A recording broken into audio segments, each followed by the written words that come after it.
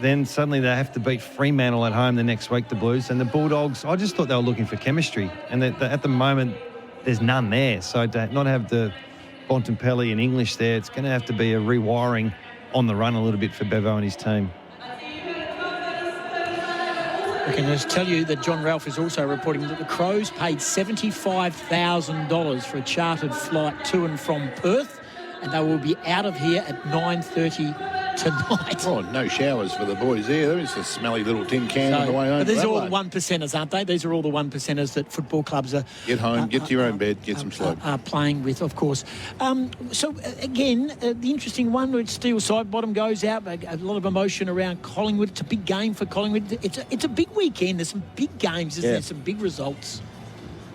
That the Collingwood game in particular, a lot of interest in that. Massive game for, I suppose, St Kilda as well. That they need that win, and they've rested a couple of experienced players. So, what does that mean for their season? So, there's a lot of games that are impacting.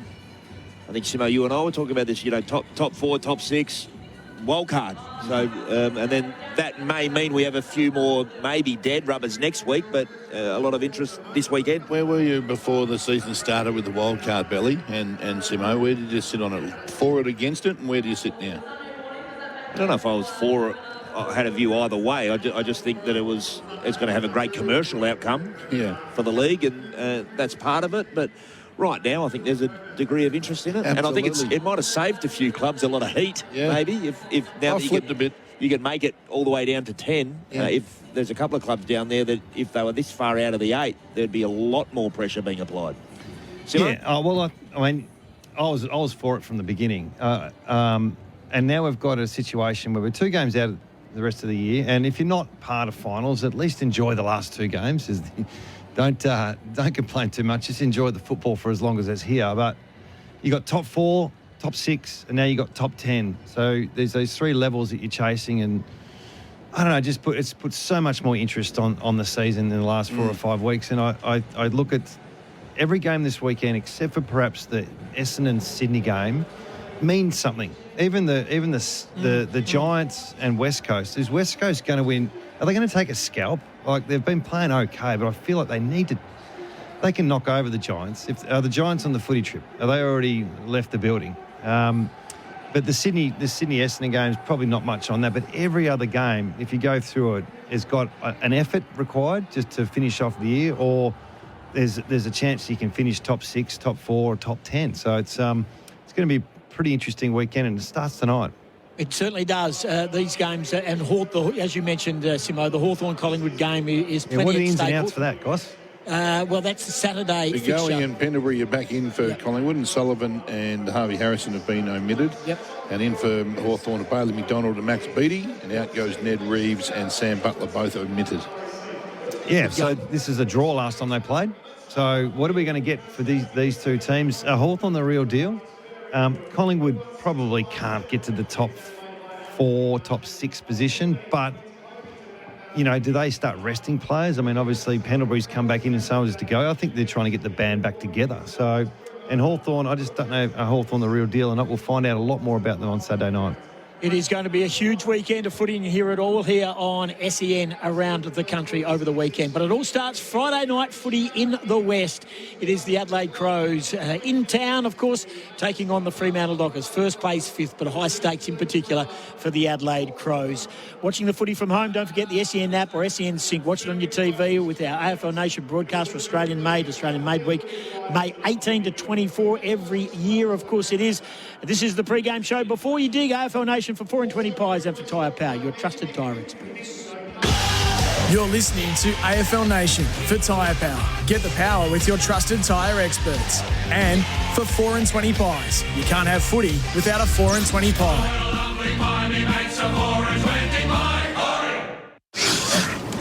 2026 is the year to upgrade to your ultimate fishing weapon. And Bar Crusher, Australia's leading fishing boat builder, has the perfect weapon for you.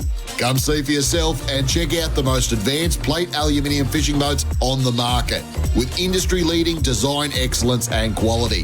Find Bar Crusher boats at In and Outboard Marine, Gonzales Road, Stewart Park, Darwin. Or build your dream boat online at barcrusher.com.au.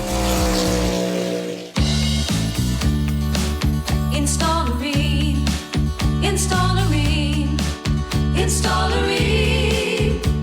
For the hottest of hot water you've ever seen. Ream comes on steady, hot and strong.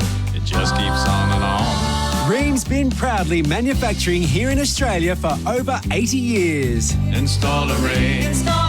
Installerine. So ask your plumber for Ream, Australia's #1. Pie, pie, pie, pie, pie, pie. Pie, pie, pie, pie, pie, pie, pie, pie. Pie, pie, pie, pie, pie, pie, pie, pie, pie. Pie, pie, pie, pie, pie, pie, pie, pie, pie. Pie, pie, pie, pie, pie. Pie, pie, pie, pie, pie. Pie, pie, pie, pie, pie. Pie, pie, pie, pie, pie, pie, pie, pie, pie. Pie, pie, pie, pie, pie, pie, pie, pie. It's not the footy without a 4 and 20. At Choices Flooring, we know choosing the right floor or window furnishings can feel overwhelming. That's why for over 60 years, we've been more than just a retailer. We're your partner in making the right choice. From stunning carpets and sleek timber to stylish blinds and shutters, our friendly team combine personalised service with state-of-the-art technology to bring your vision to life. And we're here for you every step of the way. Visit choicesflooring.com or head to your local showroom. Choices Flooring, helping you make the right choice. It's OMF's huge 20th birthday celebration. 20 years making customers 100% comfy. We have huge 20th birthday offers on mattresses and bedroom furniture, plus $20 local delivery on purchases over $1,500. Because you only turn 20 once, we're giving you extra birthday bonuses on selected mattresses and bases. Take advantage of these birthday savings while they last. End soon at OMF, the home of mattress, bedroom, bedding and furniture. We're all on a journey. Some of us need more adventure. Some long to get home again or to survey a whole new land. And at Grand Touring NT, they're helping everyone reach their destination. From enchanting tours through Kakadu or Litchfield National Parks and unforgettable Kimberley experiences, to educational tours, resource and mining charters, bus hire and more. If you need more adventure, explore with Grand Touring NT. Visit grandtouringnt.com.au. For 185 years, Elders Real Estate has been embedded in the fabric of our country. So when it's time to buy or sell in your part of Australia, you need a trusted name. Someone who knows Australian real estate like no other, who understands that it's not just a house, it's your past, it's your focus, it's your future. Someone with a network that runs deep right across Australia. There's one name you can rely on, Elders Real Estate. It's official. 3 of Australia's biggest players, Money Magazine, Finder and Mozo, all declared Hostplus the best super fund winner. That's 3 big wins for your super. 3 from 3. That's a plus. Awards and ratings are only one factor to consider. Issued by Hostplus Pty Limited. General advice only. Consider the PDS and TMD on our website before deciding. Search Compare Hostplus today. You're listening to AFL Nation for Tyre Power. Get the power with your trusted tyre experts. And for 4 and 20 pies. You can't have footy without a 4 and 20 pie.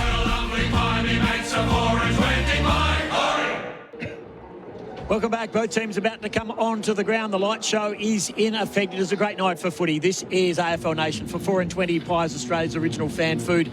And for Tyre Power, get the power with your trusted tyre experts. Free game show for Before You Dig. Just a reminder that the national call, Dwayne Russell, Matt Hill are in position. They'll be calling with Simo and Belly. And the WA market and the SA markets, you'll get Scotty Cummings, Peter Vlahos and yours truly. So enjoy the coverage of the game. SEN Stadium, of course, or SEN Sync, wherever you are around the country. It is a very big game. Alrighty, Justin, let's get your last word in the pre-game, Simo, how you see this game unfolding here tonight. Can I ask you a question first? Would you use Wolfie time today if you needed it? No. No. Flat I only no. used it once for the whole year.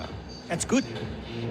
Yeah, okay. Well, I did notice. There's nothing on the game, is there? No, you're probably right. I just would have thought it might have been there in the back pocket just to test again. I reckon they might net it, is what I'm trying to allude to. I think I'm hoping Adelaide throw a few haymakers tonight, and we actually get to see Fremantle either respond or, this is not our night tonight, and we've got bigger fish to fry. But I do think Adelaide need to stand for something tonight, and there's some of the metrics around the way they play that suggest that they can compete with Fremantle for a certain period of time. What do you think, Billy? They used Wharfie time again, and it worked. So, look, it looked like Hawthorn got a little bit spooked when they used it. If it worked again, well, maybe that would create build it up even more. So for the next team that might have to face it in a big final. So if it worked, then it'd be a positive. But then again, they could use it and Adelaide could get the win and suddenly it loses some of its mystique. Very true. So that's a very good way of looking at it. I know Melbourne have got the same song. Anyway, sorry, Scotty. Melbourne have got the same Hell's Bells song. They played it quarter time, but pre-game, half-time at the MCG. And I was thinking, who's this for? It was from Melbourne. It's their song as well. Dime a dozen. Sorry, Scotty. Wow. No, I was just saying we had Alex Pearce on after that game against Hawthorn, and he said, I think we spoke to him later, saying, I hope we don't have to use it again because it means we're in trouble and we're under pressure. But you know what? The fans love it, and they keep turning up over 50,000 every week. They play here, and do it for that. All right. So how do we see this game unfolding? Just, Simo, give me 30 seconds of your best. How you see the Adelaide Crows and Fremantle playing out? Well, the start's critical for Adelaide. If they're going to do anything tonight, they've got to get on top with what they're good at. So they're really good at contest and pressure, and their team D stands up. So that's the start with what you're good at, and then can they take away the three-pronged forward line, deny a little bit of supply and try and get on top in the midfield, and then Rankin holds the key for me. If he can get off the chain, he might be the X factor like he was last week, Belly.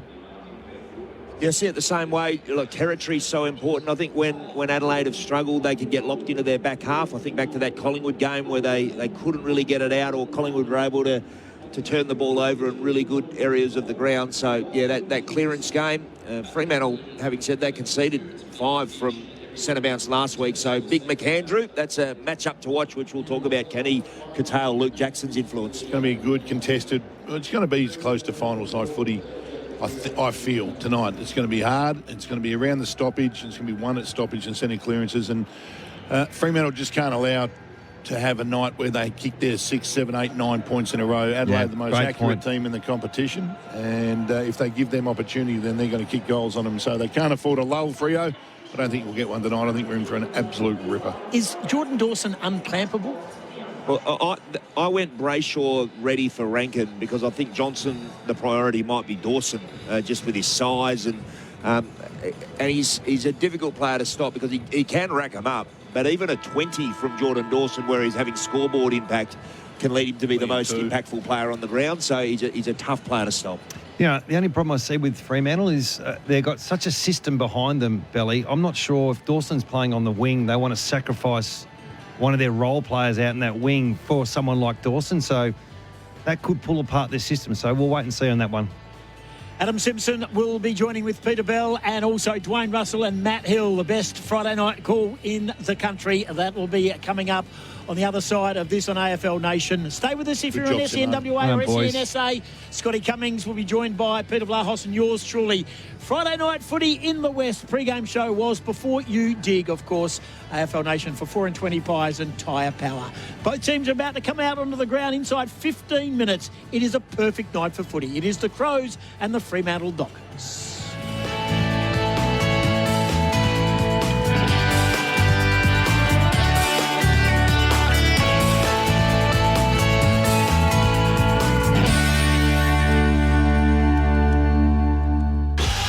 You're listening to AFL Nation for Tyre Power. Get the power with your trusted tyre experts.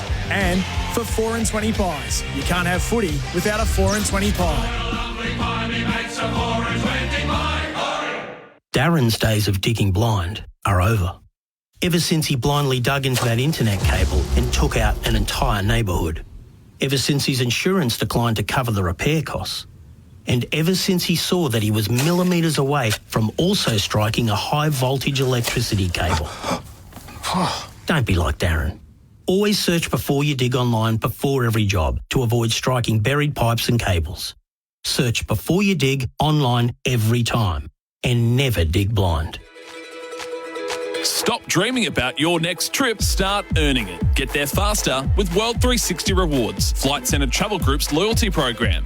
Double and triple dip. Earn with World 360 Rewards, plus your airline and credit card loyalty programs all in one booking. World 360 Rewards gives you more ways to earn and more reasons to go. Want to see the biggest moments in sport around the world? Unlock them and get there faster with World 360 Rewards. Terms and conditions apply.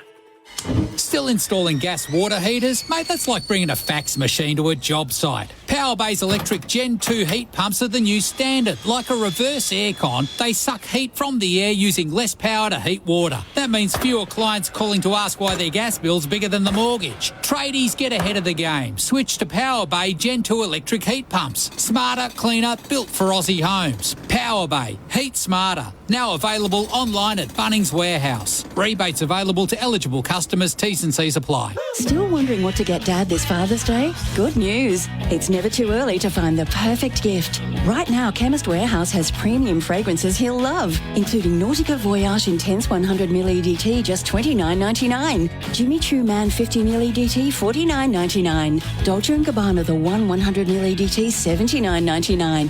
Or YSL Iced Cologne 100ml EDT for $149.99. Shop in store or order online. Chemist Warehouse. Great savings every day. Pie, pie, pie, pie. Pie, pie, pie, pie, pie, pie.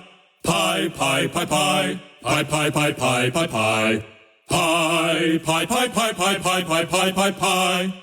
Pie, pie, pie, pie, pie, pie. Pie, pie, pie, pie, pie, pie. Pie, pie, pie, pie. Pie, pie, pie, pie, pie, pie. And sauce. It's not the footy without a 4 and 20. At Bunnings Trade, no matter where you are, we're here to help. We have trade specialists in store dedicated to you and your trade. Whether it's sourcing supplies, quoting on jobs, or arranging delivery direct to site. And our builders team with dedicated account managers has got you covered at every building stage, from the front fence to the back gate. Plus, you can call our Trade Assist team on 134872 for quick quotes on a wide range of supplies, saving you time and hassle. Bunnings Trade. Helping business is our trade. It's OMF's huge 20th birthday celebration. 20 years making customers 100% comfy. We have huge 20th birthday offers on mattresses and bedroom furniture, plus $20 local delivery on purchases over $1,500. Because you only turn 20 once, we're giving you extra birthday bonuses on selected mattresses and bases. Take advantage of these birthday savings while they last. End soon at OMF, the home of mattress, bedroom, bedding and furniture. 2026 is the year to upgrade to your ultimate fishing weapon. And Bar Crusher, Australia's leading fishing boat builder, has the perfect weapon for you. Come see for yourself and check out the most advanced plate aluminium fishing boats on the market, with industry-leading design excellence and quality. Find Bar Crusher boats at In and Out Board Marine, Gonzales Road, Stuart Park, Darwin. Or build your dream boat online at barcrusher.com.au. Test cricket is back on SEN. Catch every ball of Australia taking on Bangladesh live from Darwin and Mackay on SEN, your home of cricket. We acknowledge the traditional owners of the land on which the upcoming match is being played. We would also like to pay our respects to elders past and present. Brightside Live. The WA Experts in Sports Presentation. Kick around the corner, Luke Jackson. Brilliant stuff. Paying the bucks. Keep him happy.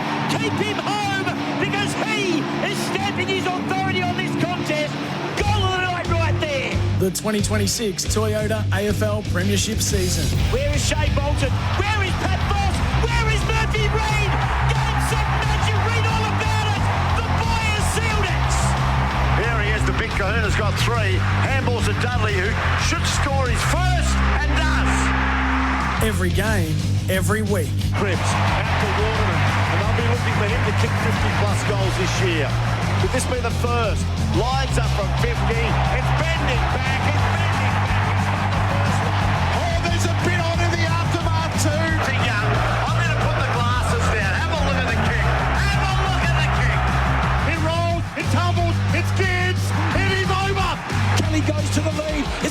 Reid it is. He has it in the pocket. He gets rid of him. He turned him inside out. Harley Reid slams it home. He is magical. He is unbelievable. His name is Harley Reid. What a goal. Welcome to AFL Nation. Friday night footy in the West. It is a glorious night for the Fremantle Dockers. They've been top of the table for the best part of the entire year, and tonight they take on the Adelaide Crows, who are still in the mix for a top 4 and at least a top 6 spot. Hello everyone, Tim Gossage, Peter Blahos and Scotty Cummings with you for DD. Say yes to going out after the game with DD. And for the team at Rockingham Boating, WA's one-stop boating shop, we are in the pre-game for Toyota Hilux, unbreakable connection since 1968. Don't send a ute to do a Hilux job. Scotty Cummings is our expert tonight for Ray White. Local expertise to national strength. Ray White brings the whole team to every property journey. Scotty, thanks for joining us tonight on a great night for footy. And we're looking forward to this one. Can Fremantle bounce back?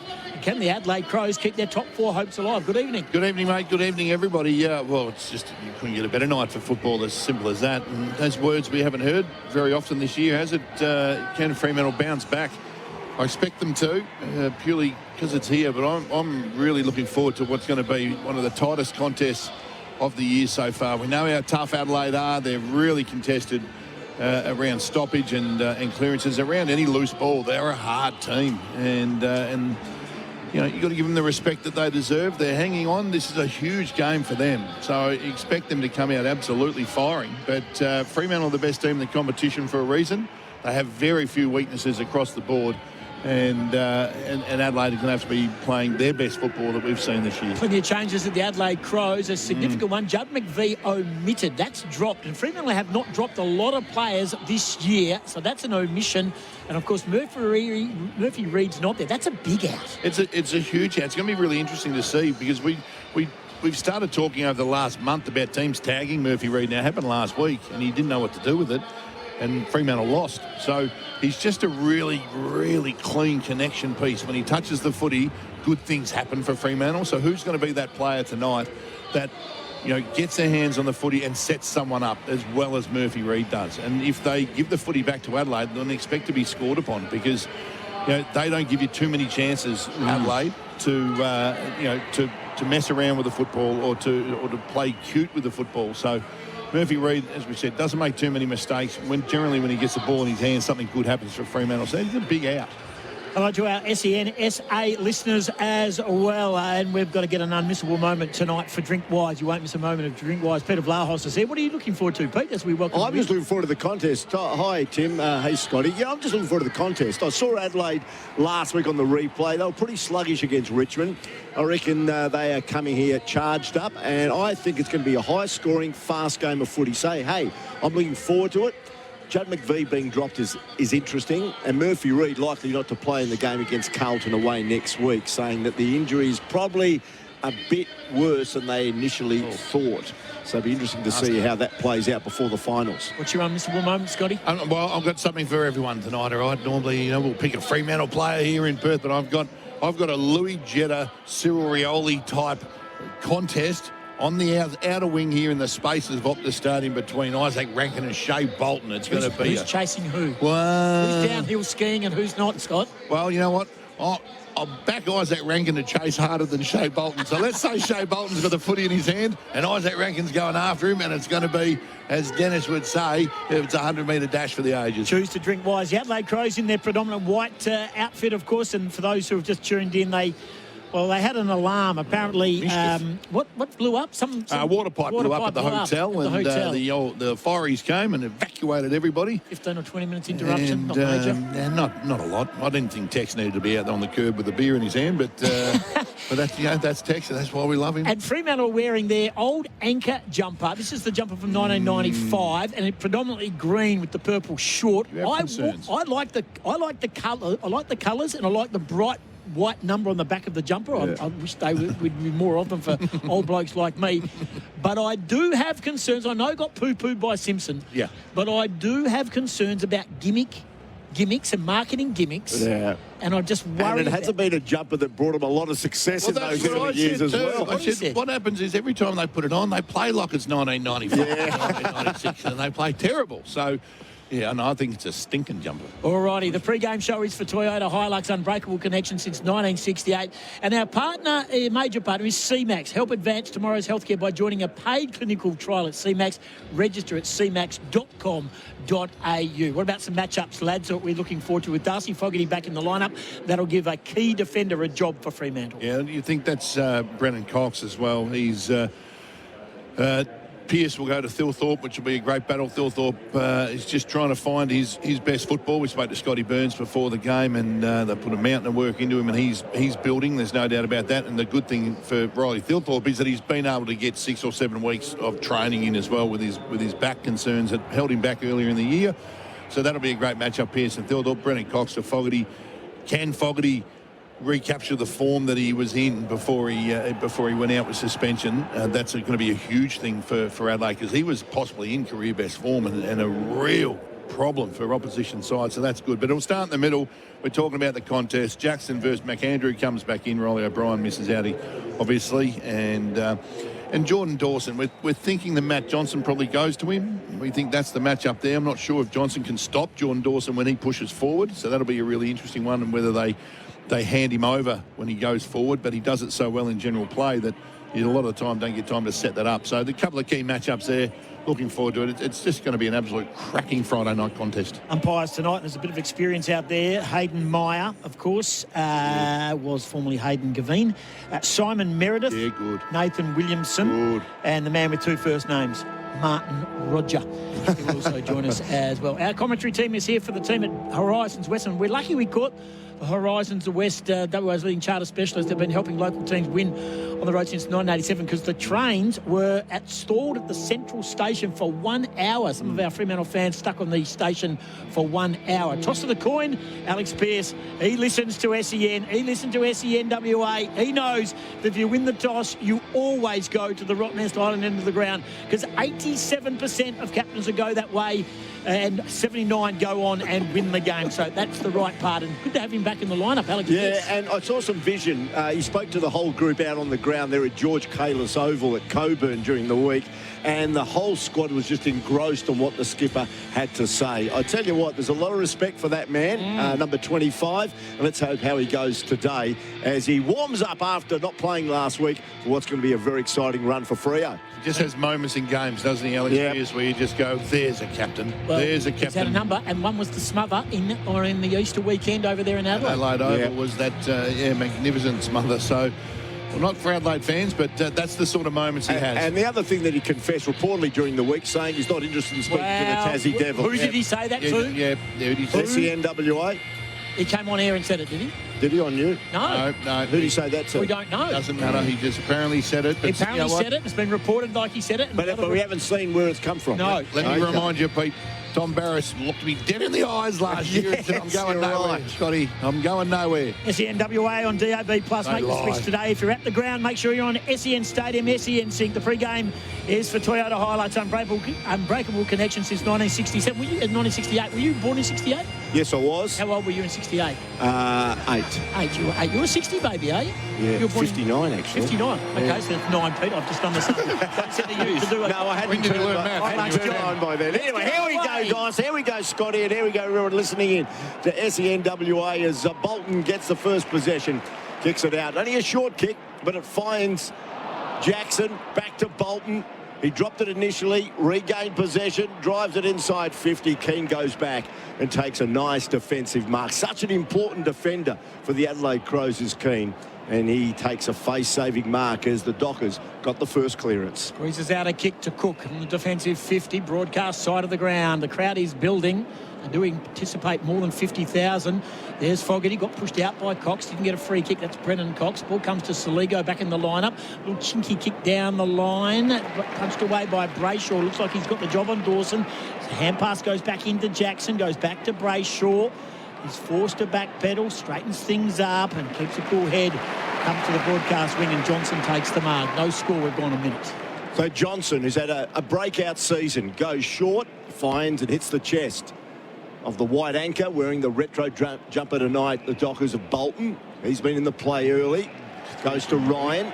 The double centurion playing his 200th game tonight. Kicks towards Johnson. Soligo challenges him and spoils the attempted mark over the line and out of bounds. Here's Scotty Cummings for Ray White. Yeah, good start by Shea Bolton, isn't it? 3 possessions already early in the play, starting in the middle of the ground. And he looks active. AFL Nation for DD's. Yes, say yes, DD. Good throw in by the umpire. Jackson wins it down to the front. Nankervis overruns the footy. Well done, McAndrew. Back to Rankin, back to Cook. Off half-back. They straighten through again. They run it through. Nankervis down the line. The mark's been taken on the wing by Fogarty. Open forward line. It's going to be Thilthorpe. He needs to turn around. Pearce will get close to him. Will Thilthorpe keep it in? He will. Pushed out of it was Soligo. Did he get a push in the back? No, according to the umpire. Well done by Chapman. Brayshaw by hand. Down the line, McDonald. Oscar kicks down the line and punched away by Borlase. The 235's going at it. He's got a big job tonight, James Borlase, on top of Josh Tracy. Goes out on the wing on the broadcast side. We've gone 2 minutes in the first quarter. The Ross's auction clock, owned and operated since 1983. Here's Peter Vlao, Scotty Cummings in special comments. Throw in, Oscar McDonald, sensing the opportunity a few weeks ago with the absence of Brennan Cox, and he's held that spot after some great consistent displays as McAndrew gets forced over the line by Jackson. Another throw in directly below our broadcast position. Big fan of Paul Hates, and I'm really looking forward to that contest with him and Josh Tracy. That is going to be an absolute war of attrition. Paul Hates obviously missed last week, and he's going to be up a busy man tonight. A brilliant night for football here at Perth Optus Stadium. No breeze, balmy conditions, and we've got a fast surface. Let's hope we have a fast game of footy. There's Rankin. Kicks it inside 50. Clark tries to trap it. In goes Chapman. Chapman over the shoulder. Oh, wow. Wins the free kick against Taylor. Lays it off to Bolton. He's had a fair share of the footy, but this is not a good disposal. Straight to Rankin, who will send Adelaide forward. He's running hot already, Rankin. This is possession 3 inside 50. No mark. Here's Soligo. Sweeping hand pass. Hand pass to the outside. Here's Laird. Doesn't kick many in the ageing legs, but there's a kick on goal. Thilthorpe. It's across the face. No, it's not. It's a goal. Rory Laird. Here's a blast from the past. Doesn't kick a lot of goals nowadays. In fact, he's first for the year and just his 32nd in 286 games. I don't think that was on the bingo card tonight, Scotty Cummings. No, not on mine. And I'm not sure too many people are looking at their multi going, there's a tick. But well done, Rory Laird. Well set up. I want to say Isaac Rankin, brilliant decision-making just then. He had the footy in his hand and his first vision was Riley Thilthorpe.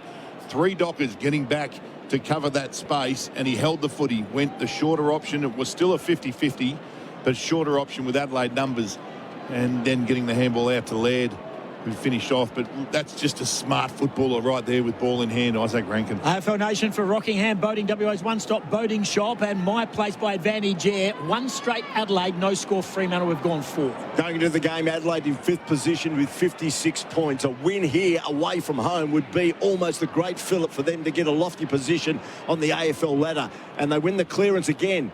Dawson along the ground, picking it up, snapping on goal is Fogarty, and he's put it through. Well, there you go. Dawson with a 30-40 metre kick that went along the ground. I saw them warm up with those sort of low balls. Nathan Vermeulo was actually knocking the ball along the ground. I had to go back and scoop it up, and that's exactly what Fogarty did.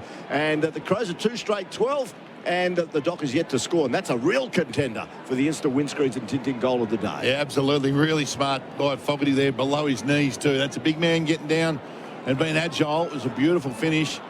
Caleb Sarong seems to be the man with the job on Jordan Dawson, which is a interesting tactic. That might just be a let's go head-to-head and see who does most damage. But, geez, I wouldn't be giving Jordan Dawson that sort of free rein. Hall Kahan and Keys both come onto the ground at the same time. Hall Kahan goes down back. Keys goes up forward. Good start for the visitors. In the middle, and now McAndrew out of the centre. The bounce at clean bowls. Comes to Archie. Well done by Pearce. Strong tackle. Welcome back, skipper. Hear the fans. Left his man, Goss, and took that on and just kicked the ball in front of him. Ball up is a quick one. McAndrew's been busy. Taps to the boundary line. They want to kick it on the goal. Don't tell me. Along the boundary line. It was a beautiful kick by Rankin, bending from the pocket. It's a fast start, and he's been one of the best. That's his 5th disposal. Make that 4 disposals. 2-1-13 to no score. We've gone 6 minutes. AFL Nation, My Place by Advantage Air scoreboard. So the Dockers on the back foot early. Clark goes towards the outer side looking for Erasmus. He can't take the mark. The ball hits the ground. McDonald quite content to see it over for a throw-in. That from Curtin. Dan Curtin, fantastic defence, wasn't it? He normally gets paid a free kick for front on contact, but umpire saw none of it. Well done, Dan Curtin, and that's exactly what you got to do. You got to stop Fremantle's exits out of D50. He's quickly become one of the elite players for the Adelaide Crows. Is Curtin, the West Australian. There's a good exchange of handballs. Ends up now with Bolton. Needs to lose Rankin. He does. Wheels onto the right boot. Kicks to the top of the 50. Tracy's there. The ball hits the ground. Tracy goes up. Knocks it down towards Frederick. Doesn't get the accommodating bounce he wanted. Cleared away by Worrell for the Adelaide Crows. Jackson drops the mark. Saligo pricks up the crumbs. Flick out the back there by Rankin. Doesn't come off. Well done, Bolton again. Gets the handball out. The ball's in dispute. The Dockers will go forward now through Sarong. Goes towards full forward. Picked up by Dudley. Dudley snaps on goal. One bounce now over the goal line. Great heavy work there by Voss to get the ball out to Dudley. And the Dockers are on the scoreboard. They're one straight 6. The Crows are 2-1-13 on the by place by advantage air scoreboard. Well, that's what he's in the team to do. Isaiah Dudley doesn't get a heap of the footy, but when he does, he's got to make the most of it, and that's exactly what they need. Geez, goals are going to be hard to come by, I feel, tonight. I know we've seen a couple of shootouts here, and the conditions are absolutely perfect, but around the contest it's just hot. And a couple of little errors there, skill errors. Rankin handball was slick, I think too slick for his teammate who spilled it, and Bolton was onto it for his 8th possession of the first, what are we up to, 5.5 minutes of this game. Verizon Perth, a new era of commercial transport has arrived in WA. Verizon Perth giving us our stats. And yes, 8 for Bolton, 5 for Rankin. So the headline acts, as mentioned by Scotty Cummings in the pre-game, are performing early. Jackson wins it down. Young now runs through. Fremantle like they've steadied. There's the back of the ball. Sherry on the ground. Nankervis goes down under a heavy bump. Ball comes back out to Sarong. Little chip kick into space. Top of the square. Mark been taken by Amos. Keane was saying I was being held. Voss goes and gets him an earful, and Amos will go back and line up for the second goal, and they've responded well here, Fremantle. Well, a hit from Tracy, first of all, was an absolute beauty. On ball 8, I think it was. It just let him know that he's around. I tell you, this guy has got so much better. He's possibly the most improved player when it comes to body-on-body, man-on-man contested marking this year, Jai Amos, and will not miss this. 53 goals directly in front. Oh, I tell you what, he has. He's hit the post. Wow, that'll get replayed on Tuesday when you're in the breakfast show, Scotty. 1-1-7. 2-1-13, 9 gone. That is the worst miss of the year for Jai Amos. I'll see myself out. Rankin takes the mark. AFL Nation for Rockingham Boating, WA1's top boating show. I'll put it into the record as well. Just scrubbed it out. Rankin kicks towards centre wing. From behind, almost taking a great mark there for the Crows was Murray, but the ball came to ground. We got a ball up. How do you miss shots like that? I don't know, Pete. But you know what? We've all done it. We've all done it. I reckon I've missed one closer. There's the ball. Gets tossed up. Curtin tries to grab it. Erasmus is there. Tackled by Saligo. I thought didn't have the ball. The ball comes out the back. Clark's the first to retrieve it. Needs to get rid of it. Ryan by hand. Terrible handball. Bypasses Pearce. Here's a chance out for Dawson. He's got the cover. Archie floats in, but the ball goes between his legs. And McDonald, as cool as a cucumber, handballs to Johnson. Johnson was tackled. The ball goes to ground. Pack develops. Top of the arc. 50-metre line for the Adelaide Crows, who lead 2-1-13. The Dockers are 1-1-7 here on Dockers and Crows Nation. Ball up, 55 out. Don't forget your trusted pest experts. Murray's give us our best defender, and there's some high-class defenders in this game here tonight. Jackson knocks it back to the corridor. Peatling's on the ground. There's the kick by McAndrew. Bouncing over McDonald, overruns it. Hand pass back. Here's Archie. Step around the corner. There's another one. He's been busy early, Archie. That's a clean possession for him and a snap goal, and the Crows get their third. High-scoring contest, 10 gone, 3-1-19 to 1-1-7. My place by advantage air. Scotty Cummings. Well, just before that ball up, which McAndrew did beautifully well. It's an intriguing battle already. He is holding his own against Luke Jackson, arguably one of the best ruckmen in the competition, if not in the top 2. And he's doing it very well. But Fremantle skipper was not happy with the matchups down there. He found himself a Archie. Arms were in the air, looking around, trying to find a better matchup. Couldn't find one, and bang, look what happens. The ball goes straight to Archie. And he's in the right spot while Alex Pearce is trying to guard territory and corral the footy. And they need to sort that out quicker. Fremantle in future. Interchange back to update. Phil Thorpe now. For Uniting SA's Winter appeal, with Mason Cox coming on the ground as Curtin runs out of the middle with that prodigious left boot, kicks it inside 50. Archie's the target. McDonald goes with him, brings the ball to ground. Oh, Driscoll in the end almost turned it over. They were saved by the boundary line in the end, and we'll have a throw in. It was almost picked up there by Cumming, but he ran out of ground, and we've got a 25-metre throw in. That's how far out from goal we are. That is the Crows' goal. Boundary umpire tosses it fairly deep this time. Cox wrestles for front position, gets it down. Warner leaves it behind. The Dockers under pressure. Another slow start. Comes out to O'Driscoll, who drives towards centre wing. Kicks to the wing. Jackson thought he was being impeded. He tapped it out, but he's disadvantaged because there's more Crows than him he has to deal with. What done by Keane. Not a great kick, though. Missed its target. Slipping over was Borlase at centre half back. Dudley funnels the ball out. Loose ball. Here's Young. He tries to get a hand pass out. It only skews as far as Borlase, who gets it to Hawker Hahn. Up and under kick towards the wing. Good mark taken by Warner. He comes back through to the 200-gamer, Ryan. Queuing up in the middle, Freo. Just gets Johnson in the corridor. Everyone is almost forward of the play apart from Alex Pearce. Johnson on the 45 shows a bit of it and just gets away with it. The mark's been taken by Sherry. In the lineup, there's the kick. Top of the square will be the target. Jackson. Big fly. Jackson got down there very quickly. And then it's rushed through by Keane for the minor score. Gee, Jackson's covering some territory. 1-2-8, 3-1-19. Crows, good start. Up by 11 points, 13 gone. I pushed him forward. Yoss, Luke Jackson, he was having a really good battle with McAndrew. Brought Cox on to pick up that battle. And Jackson now lurking forward. Keane goes short to Michael Laney. He now drives it towards centre wing. Keys is there at the back. Brings the ball to ground. Gets onto the left boot. Goes short. Finds Murray. Murray now bombs it long. Out the back. It's a matter of whether... Oh, Rochelle got there, then dropped the mark. Ryan got the crumbs. Gave it to Warner, who gave it back to Ryan. Breathe a sigh of relief there, the Dockers. Rankin should have marked it. The ball goes over the line out of bounds directly opposite our broadcast position. 3-1-19 the Crows, 1-2-8 the Dockers. 13 minutes gone on the Ross's options. Huge blunder. Huge blunder, Rochelle there. Just a little bit big on him and drops a sitter and then doesn't stick the tackle as well. So make one mistake, no drama. Don't make two. He's let that one out. Mason Cox double fists it down. Young, hand pass was good. He's getting busy, Young. He is. Ball comes out here to Johnson. They get it now to Dudley. Goes back to Johnson on 50. He left it behind. Ball is loose. Hacked out of there by the Crows. Taken by Archie at centre half back.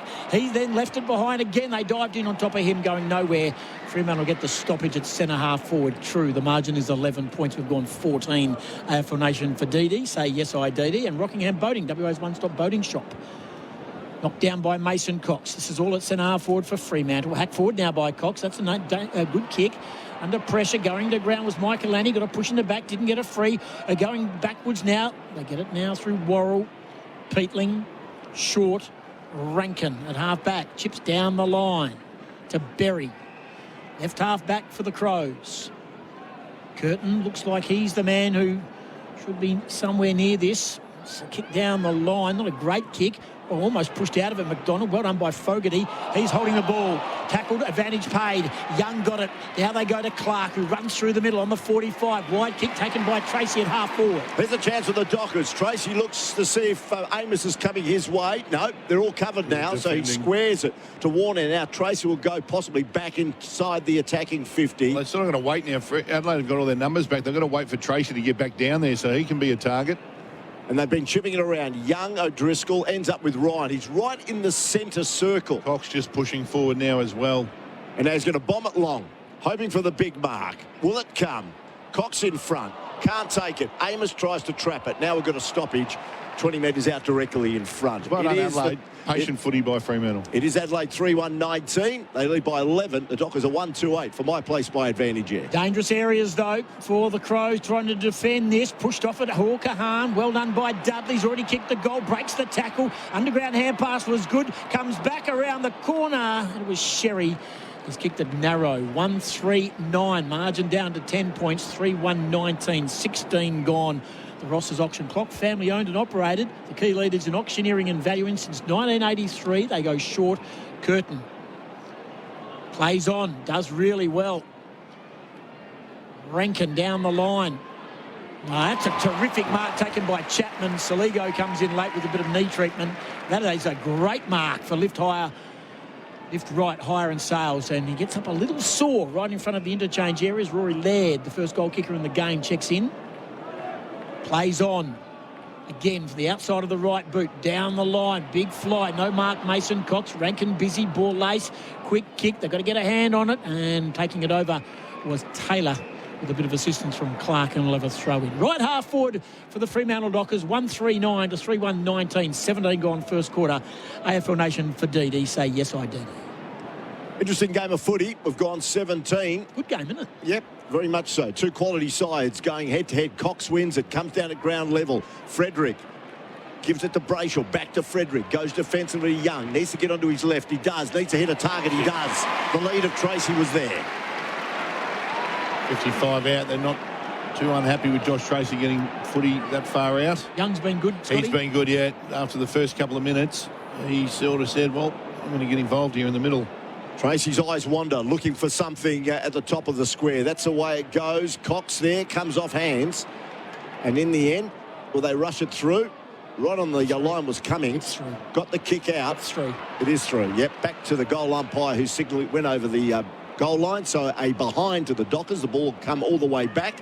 It ended up at centering on the outer side. Dockers are 1-4-10. The Crows are 3-1-19. The split is 9 points. 18 minutes gone on the Ross's Auction Clock.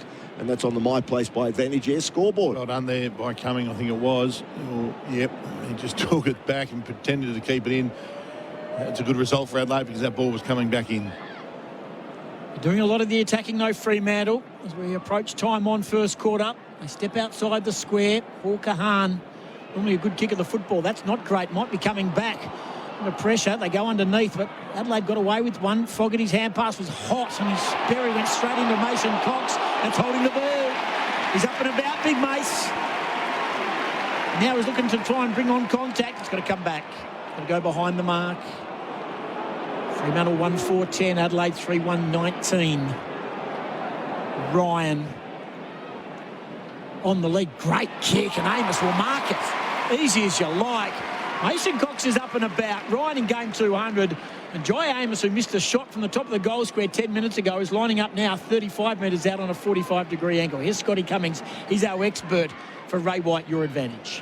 Well, Luke Ryan might not be great one-on-one, but I tell you what, footy in hand, he is dangerous. And he's the general across half-back. He sets up so many of their attacks out of that defensive 50. But given the ball too, 70, 80 metres out, and he absolutely put in a dart. Jai Amos, who really needs this one for his confidence. That'll do. Perfect. Absolutely perfect. That walk-up, set shot rhythm was there. And Fremantle have responded. They've got themselves to 2-4-16. But the Crows hold sway by 3 points. They're 3-1-19. My Place by Advantage Air. Control your home system by using the My Place app. Here's Scotty Cummings. A couple of repeat inside 50s there for Fremantle. They've squared it up after that first onslaught by Adelaide. It's now 9 apiece, but just territory football. Adelaide couldn't get it past their half-back line, and injuries kept coming. They'll be disappointed, be really disappointed that that kick was allowed to get to Amos as cleanly as it did. But you've just got to find a way to get it out and get some territory. When they've gone forward, they've looked dangerous, Adelaide, but they've just been hemmed in there for the last few minutes, and Fremantle finally get the reward that they need. And after those traffic delays, it looks like most of the people have got into Perth Optus Stadium with a crowd in excess of 50,000 forecast, and I think that'll be well beaten tonight. The Purple Army out in numbers. Friday night footy. Brayshaw wins it out of the middle. Away he goes. Affords himself a bounce. Gets the return handball. Away he goes. Kicks in the pocket. Up goes Tracy. The ball hits the ground. He crashes the pack again. Ball spills free. Keane gets it there to Cook. And Cook clears it towards Taylor on the outer side across half back. 3-1-19. The Crows. 2-4-16. The Dockers. 21 minutes gone on the Ross's Auctions Clock in the first turn. They are being forced to defend. Big fly over the top. Arriving again was Chapman. He's up and about. Took a big mark early up, and that was a terrific punch. The ball goes over far side. AFL Nation for DD. Say yes, I DD, and the team at Rockingham Boating, WA's one-stop boating shop. Big stoppage this, Goss. Adelaide need to get it past this area in the ground. Fremantle will be really pressing to get another inside 50. Gandrew in the front of the contest. Hacked out of there by Peatling. Trickling ball to Bolton, who started strongly. Taps to the boundary line. McAndrew said it was out, and then everyone stopped, and then everyone stopped. 4 Adelaide Crows didn't chase, and he had a couple of bounces. Then kicks inside 50, and the mark's been taken by Amos above the grass. Everyone stopped chasing Bolton. Whether it was out or not, you wait for the whistle. You pay the price, and Jai Amos will now go back. As we take a look at the replay, it's the line ball. Taking a look at that for Rival Brothers, keeping Adelaide going. But Jai Amos will line up from right on 50, left forward, about 60-degree angle. It's a tough one, Scotty. Take his best. The last one was absolutely flush. Oh, shush. Missed one from the top of the square. Hit one from the right forward pocket. Now does he hit one from the left? I think he might. Yes, he does. He's on. He's on is Jai Amos. Fremantle have taken the lead. 3-4-22 to 3-1-19. Jai Amos is having a very good night. That's his second goal. And that is for my place by advantage here. Here's Scotty Cummings. He's our expert. Well, it's brilliant by Shea Bolton, dude. Just to elude a couple along the boundary line, keep the ball live, and then hit Amos with the dart. But that is absolutely flushed through the middle there by Jai Amos, and beautiful turnaround. A little bit of mental strength there too. You missed one from 12 metres out, pretty much dead in front, to go back your next 2 kicks from 50 and lace them straight through the middle is a bit of confidence and mental toughness by Jai Amos. But geez, he's enjoying being sort of just handed over the baton to him, haven't they? They said, you are the number 1 man down there now.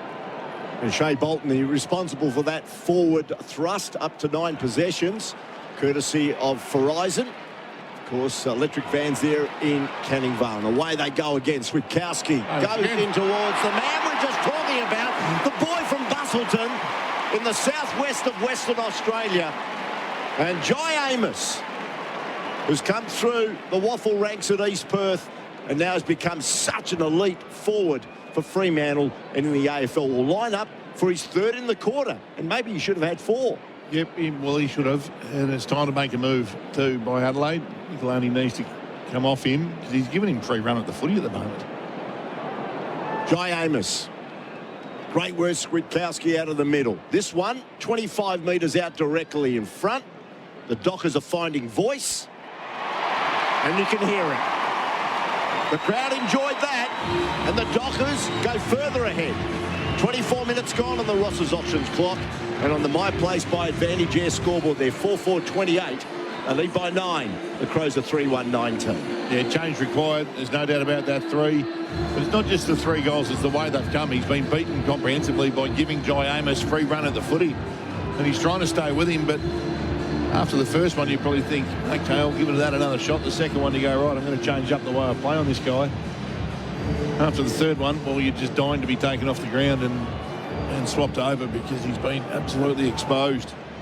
Jai Amos, as I said, he's enjoying. Josh Tracy as well. He just leads, even though he knows he's not going to get the footy. He leads, creates a big hole behind him, and Amos just attacks it. Well done, Freo. They've survived the early onslaught from the Crows. And they're starting in the middle too. They've done a good job in the middle of the ground. And Jai Amos, 5 goals last week, 3 this week already in the first quarter. He is very, very good and great form. Hacked out of there by Berry. A rare centre clearance in the last 10 minutes to half forward for the Crows. Taken out of it was Ryan. He taken to ground and the ball spews out. But in the end, the umpire says, oh, we'll ball it up at half forward. 9 points, Fremantle. Tap down, McAndrew. Peatling. Got a little kick away. Again, a little rush of blood there by the Crows, and they've turned it over. Erasmus down the line. Just off the fingertips of Borlase and Tracy, and goes over the line as Isaac Rankin comes back in.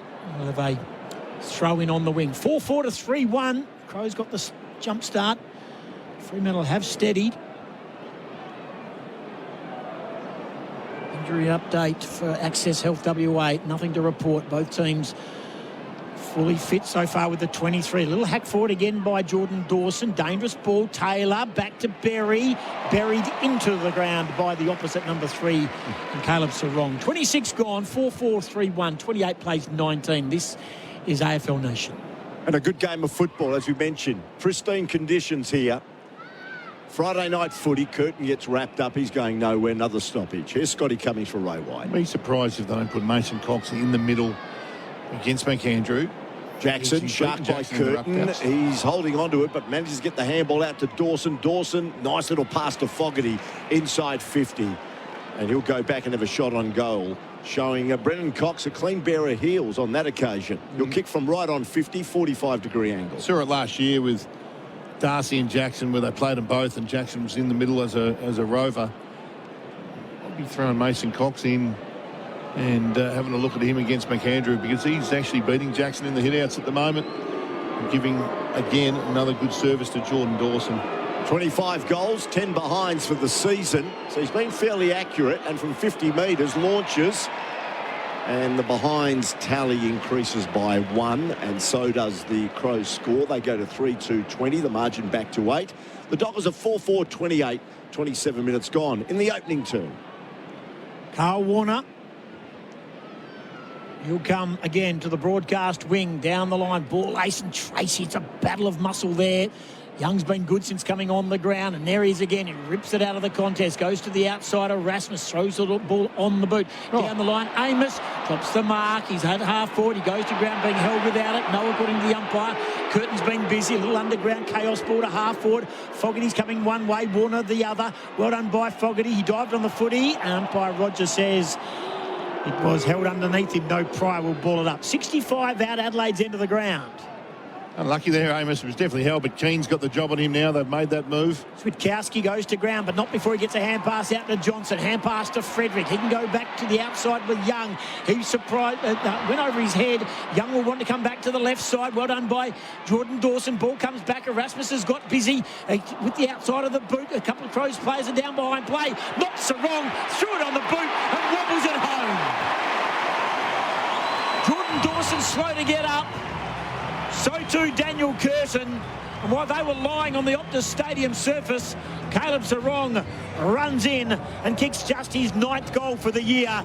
And it is all Fremantle now. 14 points in front. 2 minutes left on the clock. 5-4-34. 3-2-20. And you see what they're trying to do too. They're trying to fill a hole. And this might sound silly for a first year, but they're trying to fill the hole of Murphy Reid. So Brayshaw's pushing forward into that forward 50 when the ball's in there, and Sarong goes in there. He hunts that one down, turns on his left and kicks a beautiful goal. But they're just trying to, there's probably 3 or 4 guys trying to pick up the slack. I tell you who's been pretty handy as well since he's got his first touch is Switkowski. We know what he means to this side, but he's covering some ground and getting his hands on the footy as well.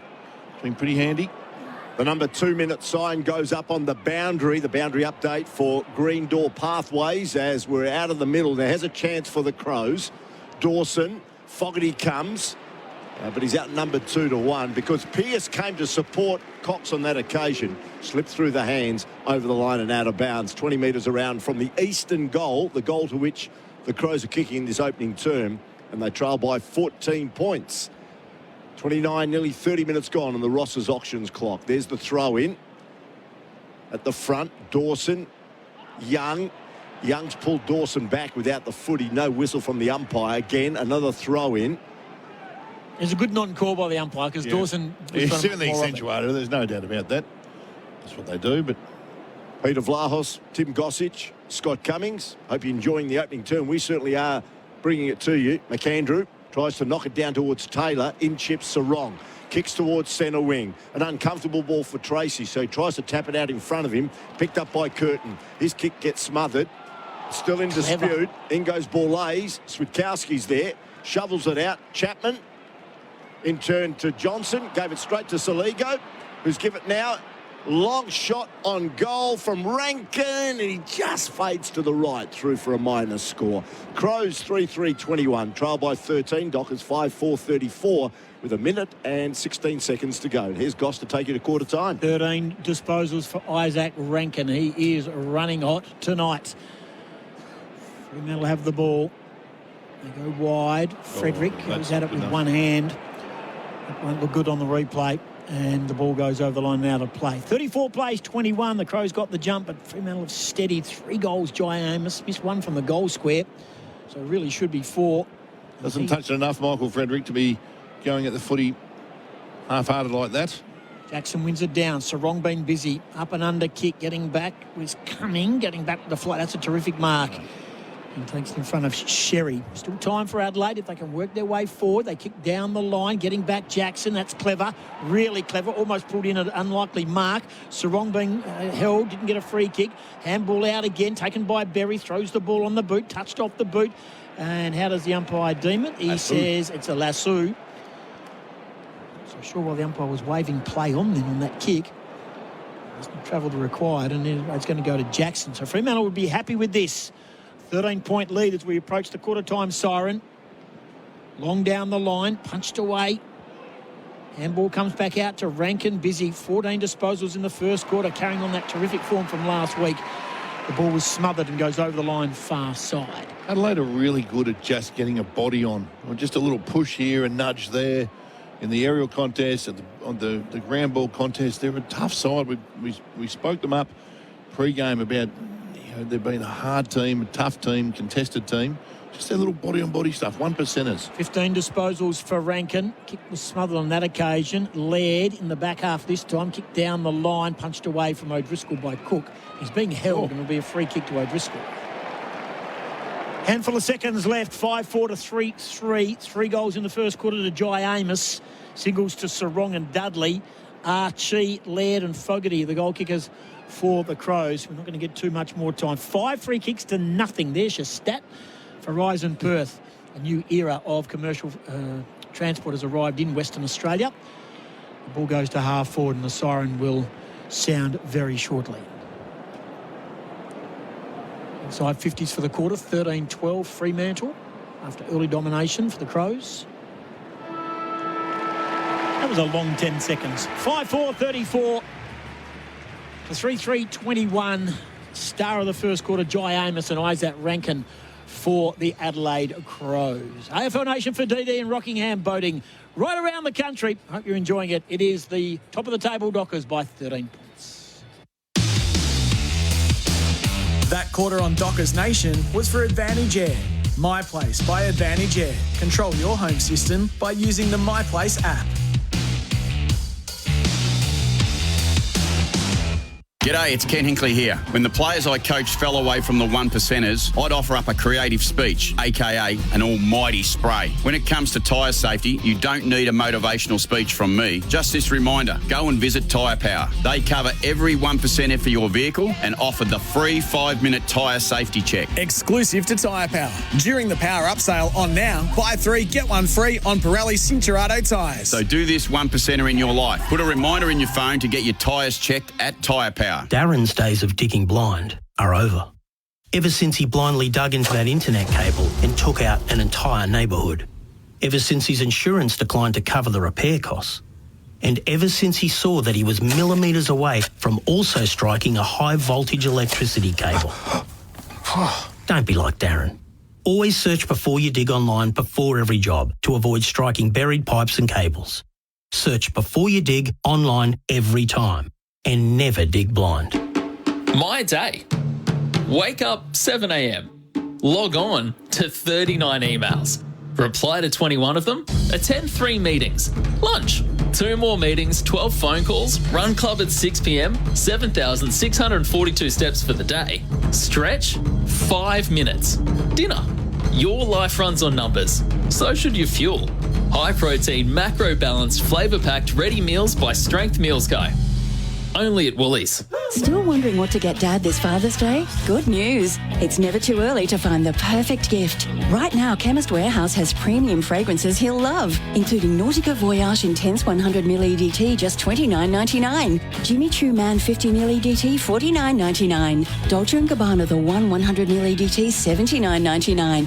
Or YSL Iced Cologne 100ml EGT for $149.99. Shop in store or order online. Chemist Warehouse. Great savings every day. At Choices Flooring, we know choosing the right floor or window furnishings can feel overwhelming. That's why for over 60 years, we've been more than just a retailer. We're your partner in making the right choice. From stunning carpets and sleek timber to stylish blinds and shutters, our friendly team combine personalised service with state-of-the-art technology to bring your vision to life. And we're here for you every step of the way. Visit choicesflooring.com or head to your local showroom. Choices Flooring, helping you make the right choice. I'm going to go to the toilet and grab some more beers. Pause it for me? No way, mate. We're not pausing live sport. If he kicks this, we're in front. Nah, it'll be all right.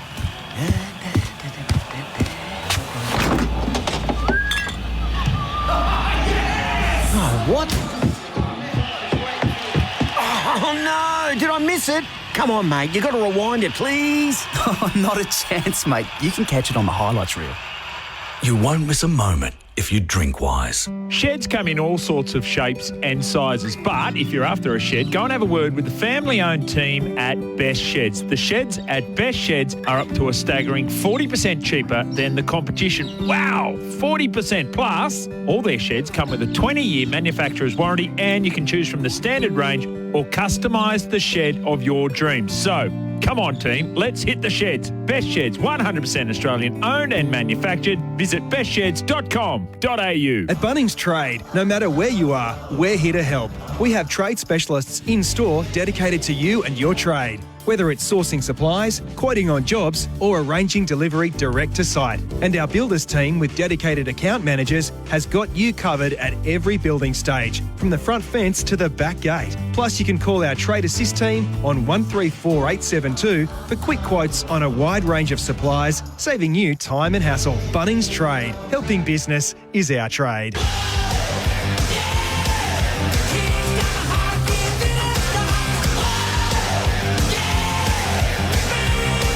You're listening to Crows Nation for DD. Say yes to going out after the game with DD.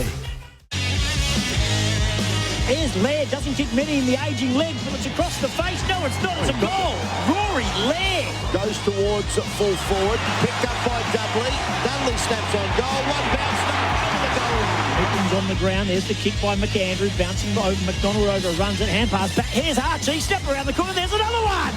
Missed one from the top of the square. Hit one from the right forward pocket. Now does he hit one from the left? I think he might. Yes, he does. He's on is Jai Amos. Maccas, I'm loving it moments. This footy season, never miss a moment with McDelivery. 3 goals for Jai Amos, leads the way, and so to Fremantle by 13 points, 5-4, 34 to 3-21. Scotty Cummings is our expert. For Ray White, trusted expert. Not a lot of easy football out there for either side. It was a really tough, bruising contest, and if they keep this up for the rest of the game, we're in for an absolute beauty. I'll give you some numbers. Thanks to Verizon Perth, Isaac Rankin leads the way with 14. He got off to an absolute flyer. Hayden Young brought himself into the game with 9. Bolton got off to a good start with 9. Luke Ryan need to take the footy out of his hands. Adelaide do not need him setting up the play. And Sarong got busy as well with 7 and 1. Dan Curtin with 7. Dawson with 7 as well. I'll give you some numbers. Both teams 13-12 inside 50. So Fremantle fought their way back there and started dominating the possession ball. 15-13 clearances Fremantle's way, 3-4 Adelaide's way in the centre, 12-9 around stoppages. Contested possessions at 36-35, but Freo are getting them on the outside after those stoppage clearances, 64-45 in the uncontested footy. Verizon Perth, a new era of commercial transport has arrived in WA for Verizon Perth. And AFL Nation for DD, yes side DD, and of course Rockingham Boating, WA's one-stop boating shop. Second term underway, McAndrew wins it, Shark by Young. The Dockers trying to go forward. Brayshaw gets tackled, manages to get the ball out. And here's Ryan, the player that Scotty was talking about. Swings it towards the outer side. O'Driscoll settles. Jackson leads, takes the mark. Knocked out of his hand there by Rankin. Jackson short. Sarong, good goal in that first term. Kicks it down. Here comes Amos, but he crashes the pack. That's the problem. Jackson there takes off from the clearance and gets that next possession. But McAndrew pushed back really hard then to get in the way. It's the last laugh. McAndrew now kicks towards half-back. And Jackson will take the mark. So they're playing a long way apart from each other. So Jackson's at right half forward, too far out to score. He'll come in board to Young. Didn't travel the required. Does well with a hand pass to the middle to Clark. He can come to Brennan Cox on the broadcast wing. Warner could be next in line if he wishes to go there. Frederick's the deeper option. No one's on Switkowski. He's on his line. Just lace out 40 metres closer up. There he is. Takes the mark inside the square. McAndrew still sitting in the hole. Switkowski's kick. Ball lace getting back. The players crash and bash and go to ground. Laird off a step. Worrell. Long kick outside. Bouncing ball. It's coming back though. Clark. He'll come back through the middle. Someone wants to play on the 200 gamer. Ryan goes short. Now Young can kick a long ball. He's marked at 55 out. Yep, they're all pointing. Cox and Clark are saying you can kick this far. This would be big. He'll need every bit of 55. Hayden Young dominated the first couple of minutes of play here. Fremantle. 8 goals so far in just his 12 games this year. Plays on, gets close to the man on the mark. Gives it everything. Gives it everything. But there is that big man, McAndrew, again, where all big men should be on the line, and he punches it through. 5-5, 35, 3-3, 21, 14 points to margin. AFL Nation for Rockingham Boating. Just needed to take more advantage of the stand rule there, Hayden Young. Taylor has just got it outside the defensive 50. Kicks further, looking there for Thilthorpe, who we've hardly called so far tonight. Crashing through is Alex Pearce. He gets hemmed up. Oh, he got robbed. Yeah, Dawson robbed him, actually. Picks up the footy, and Rochelle will take the mark. And he had a look. Just inside 50, from exactly the same spot that Jai Amos kicked his 3rd goal in the opening term. And Rochelle's going to give it a serious assault and see if he can replicate that. Snuck out of the contest there, Rochelle. And he knows where to get himself, put him in dangerous positions. First touch for the night. Dropped a sitter in the it's a hot quarter. contest, mate. It's not his specialty. His 92nd game for the Crows. One of their live wire forwards, small forwards. In he comes. He'll kick from 40 metres out, about a 60-degree angle. Rochelle with the right boot. That's a pretty good kick, and he's happy with it. He's put it through. Great kick. That is a great kick, and a much important goal at the start of this second term for the Crows. They moved to 4-3-27, the margin back to 8 points. The Dockers are 5-5-35, and that's on the Cinepec Smart Price Lubricant scoreboard. For Ray White, here's Scotty Cummings. He's got his flaws, no doubt about that, Josh Rochelle, and they're pretty obvious, but I'll tell you what, he's got some strengths as well. He's a smart footballer, knows where to be, gets there early, and his teammates know where he's going to be as well. When he's got ball in hand, he's really damaging, and that was a beautiful kick for goal. I'm not sure turning around and double fisting the crowd is the way to go here. I'm not sure you're going to get a lot of support for that, but beautiful finish, just what Adelaide needed to. Clark lost him. Clark went ball watching. The ball came out, and Rochelle said, well, you go there and I'll just duck out the back. And every time he does it, he'll hurt you. So Clarkie needs to be better than that. Back to 8 points to margin. There's going to be a free kick. That's a throw. That's McAndrew, as Jackson ploughed through the line. Yep. I think there's a throw in there as well. And McAndrew, long kick now inside 50. Thilthorpe will arrive. Well done by it. Now Rochelle does well. Archie, he likes this situation normally. Can't pull it back enough. Goes to the near side. 4-4, 28, 5-5, 35, 4.5 gone in the quarter. For Cinepec, Smart Price Lubricant, superior protection and impressive performance with Smart Price. Tim Seaver from Cinepec. Oh, yeah, he'll be here. No, he's not, actually. I was just going to say he's in Auckland on business, but he's streaming SEN, listening to the call as the ball gets kicked towards the middle.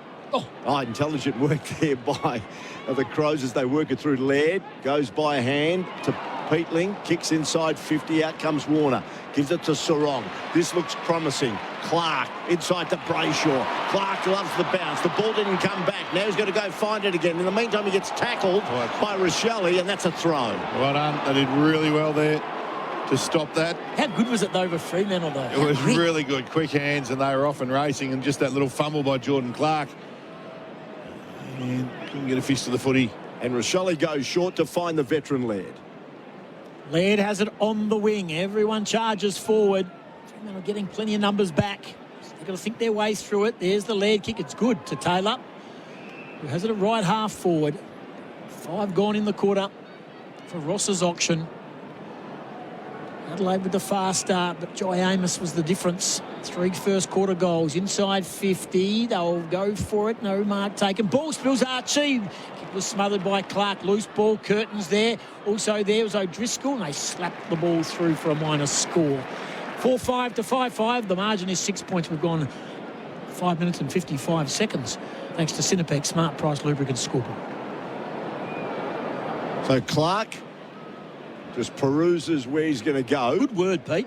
Yep, thank you very much. As now, let's see what he does. He goes to the broadcast side. Tracy's in front. His attempt to mark is spoiled. Fogarty's there, can't find it. Laird gets bumped off the ball and wins the free kick for high contact. So Laird, been busy. What a warrior he's been for this club. Kicks inside 50, across comes Cox and spoils it towards the boundary line. We're going to throw in about 15 metres around. Man down. Free kicks 5-3, evening him up, Oz. I think Cox may have collected him as he came from the side with Dawson, that spoiling tacket. Yep. It is Dawson. Takes a lot to get him down. He's got one in the stomach. He'll get up. Don't panic. Adelaide fans, I mean, he's just been winded, and I'm not sure. Oh, yeah. Yeah, he's got the hips. Got the hips of Brendan Clark and Brendan Cox, sorry, straight into his... Let's hope it's not a rib injury. He's down for a long time. He can barely straighten up. Jordan Dawson, Brendan Cox punches the ball out and took out the skipper at the same time. He's struggling a bit, isn't he? Absolutely. This is big as we take a look for Access Health WA. He's just winded. Like, this is not what we stopped the game for. But I suppose where it is, they have to, because it's right with the boundary. The ball's going to be thrown in, but you're right, Scotty. Throw in to take place. Crows fans, rest assured. McAndrew comes forward from behind. Jackson, Sarong, Frederick. Not a very impressive kick. A bit of work here for Tracy. His attempt to mark is spoilt. Comes out the back. Michelini's his attempt to kick is scored by Tracy. Who did some great work. He gets a warm round of applause and high fives from his teammates. That was great work. And the ball will be thrown in between right centre wing and right half forward. The kick got off, but he just swatted it. The big brute. Brilliant by Josh Tracy. If you haven't seen that, you will see it on the replay. Thanks to Rival Brothers, keeping Adelaide going. Getting busy now. Saligo's underground hand pass. Oh, good bump. Did it trickle off the leg? Is it Lassu? Oh, I think they're going to go upstairs. I don't think the field umpire is that convinced. The other umpire said it was off the hand of Warner. The field umpire had a few doubting moments. It will be a throw-in. 5-5 to 4-5. Adelaide have steadied. Bolton started in a blaze of glory. Gets it to Frederick. That's a beautiful kick with the left. Lace out. Mark's been taken by Tracy. Erasmus checks in on the boundary line. Comes in off the bench. Called to play on now. Tracy. Well, that's a finger breaker. Yeah, it is a flower bag. Punched away by Michaelani and Curvis. Or Kahan and Curvis. You've got a problem. Or he broke the tackle of Dudley. Did well in the end. Then he gives a little spiral. Travels about 45. Tracy doesn't mark it. Loose ball. Here comes Pearce, who comes storming his way through. Hand passes to the outside. Sherry goes to Erasmus. It comes to Bolton. On the lead. Amos. Alex Pearce is on a mission tonight.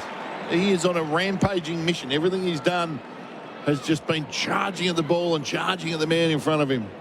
But all eyes on this man who's got the hot hand. It was a stylish moment thanks to Kixo styling, turning oh no inspections into oh wow moments.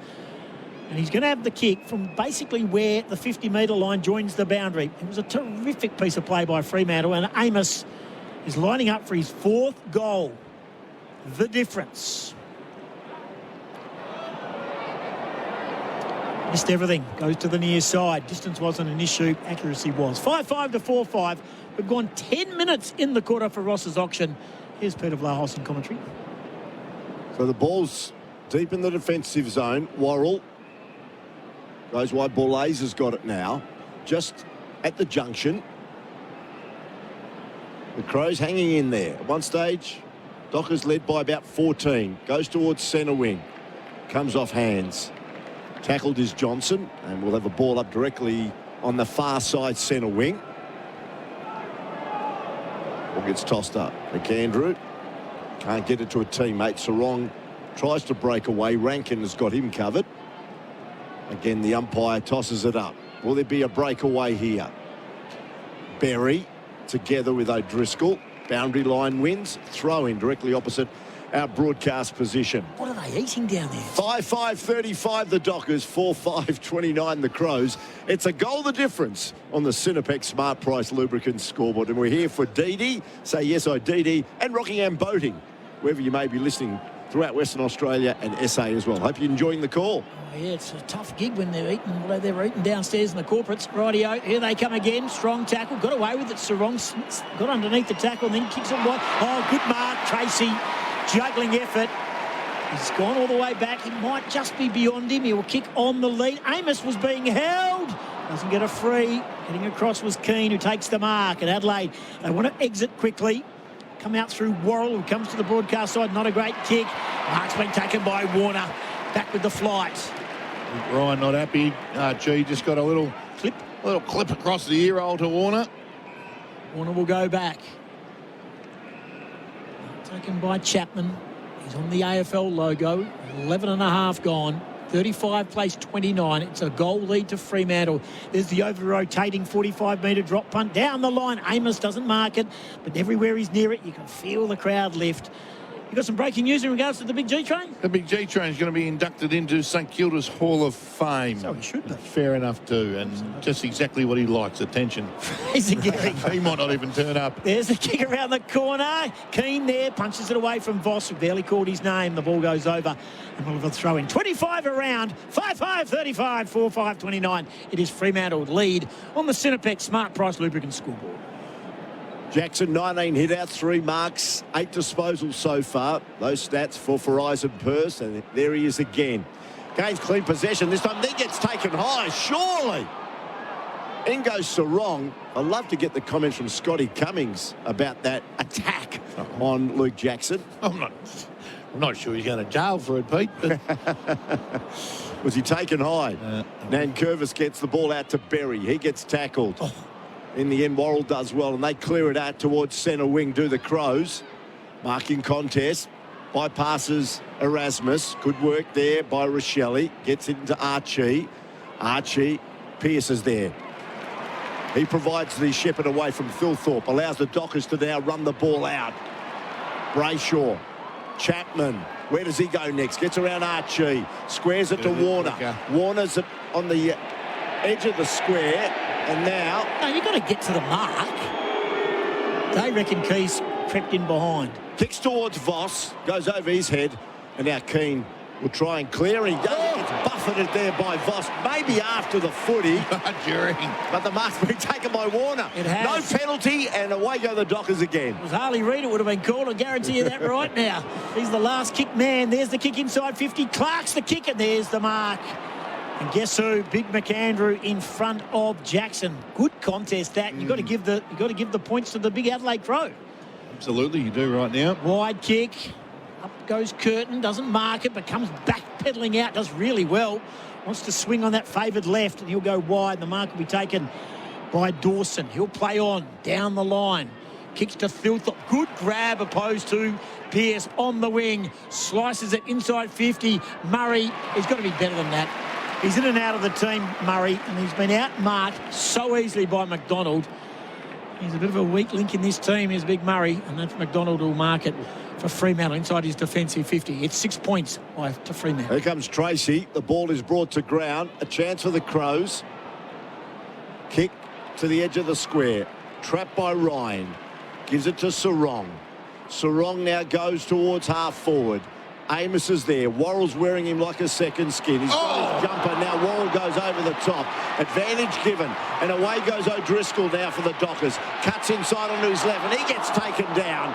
Good defensive work. Sherry's there. He handballs it to the open spaces. The ball is still live. There could have been a couple of free kicks in there, and now there will be one for over the shoulder, and it's going the Crows' way. Here's Scotty Cummings. Wow, just hard footy. I thought absolutely Amos got swallowed up and twisted into a pretzel. They played on, and geez, it's a hard game, isn't it, right now? The chasing, the tackling, the pressure. Oh, look at this kick. Not for the faint-hearted. Taylor won the free kick. It came off hands. We're playing 50 metres out from the Dockers' goal. Chapman gets wrapped up. Got away with it there. And Who kicked it? We will have a ball up. 5-5-35 plays 4-5-29. 15 and a half minutes gone on the Ross's auctions clock, as you heard. Amos coming off with the blood rules that make mass changes on the bench, and they're going to need to as well. Access Health WA. Look at that. Yeah, they look 5 changes for Fremantle. 3 changes for Fremantle, 5 for Adelaide. And as Amos just comes out, just walks his way off. Got one above the right eye. Forward, really? 5-5 to 4-5. Access Health WA. Folded up into a pretzel out there on that other half-forward flank. 3 goals to Amos as he comes off the ground. So in this quarter, Fremantle have added 1 point. Adelaide have added 1 goal too. So the game has steadied. It'll break open at some stage, but right now, this is a belter of a contest. Go West Tours, Charters Tours and Rentals throughout WA. Give us that coaching move of the day.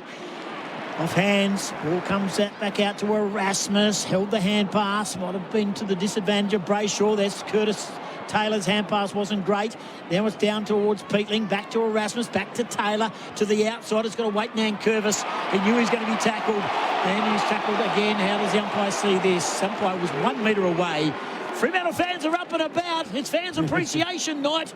5-5, 35, 4-5, 29. The throw-in's right in front of you, Pete. Yeah, bit of activity there in the interchange area for Uniting SA's Winder appeal, and the ball again a stoppage. Up they go. Sarong wins it, whacks it onto the right. That's which way the ball bounces. In the end, it bounces towards Keane. He gets wrapped up by Frederick. The ball runs loose. Good aggressive work there by Jackson, and he's got Hal Kahan absolutely wrapped up, going nowhere. Attacking 50 for Freo. Dudley's taken high. Set play to Mason Cox. And he'll go back and have a shot on goal. Coming just a bit overzealous with his tackling on the pint-sized forward for Fremantle. As we see it on the replay, Scotty. He led with the head. He led with the head, and I hate that. They're going to keep playing it, and we keep going to get head injuries, but he absolutely enticed that contact and put his head where he probably shouldn't have. So it annoys me, that one, but it's definitely high, but he instigated it. So Dudley comes in. He's kicked the 1, and now he's kicked a double. Good kick from 45 metres out, slight angle, and Isaiah Dudley loves it. And so do the Dockers supporters, out now to a 12-point lead, and that's on the Cinepec Smart Price Lubricant scoreboard. It is Fremantle 6-5-41, and the Crows are 4-5-29. And here's Scott Cummings for Ray White. Well, I know that'll incense Fremantle supporters, me saying that he's enticed the contact. He instigated it, he led with his head. If you flip it around the other way and a Crows player does it, they'd agree with me. So it's one of those ones. It was clearly he got hit high, but players keep fighting that contact. They keep trying to milk a free kick by leading with their head. They keep going to get a hit in the head. We're going to keep getting head injuries and nothing changes. Stop paying them and they'll stop doing it real quickly.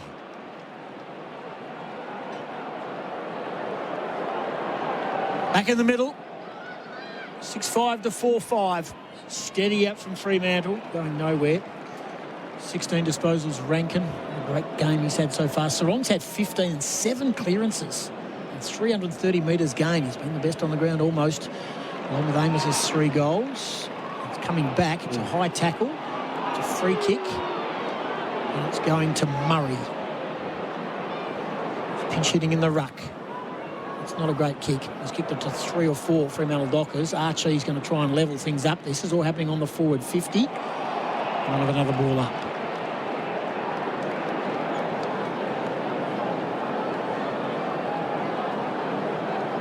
Adelaide Crows into the ground. They trail by a couple. They're in this contest. Brayshaw got the hand pass out and made a good 20 metres.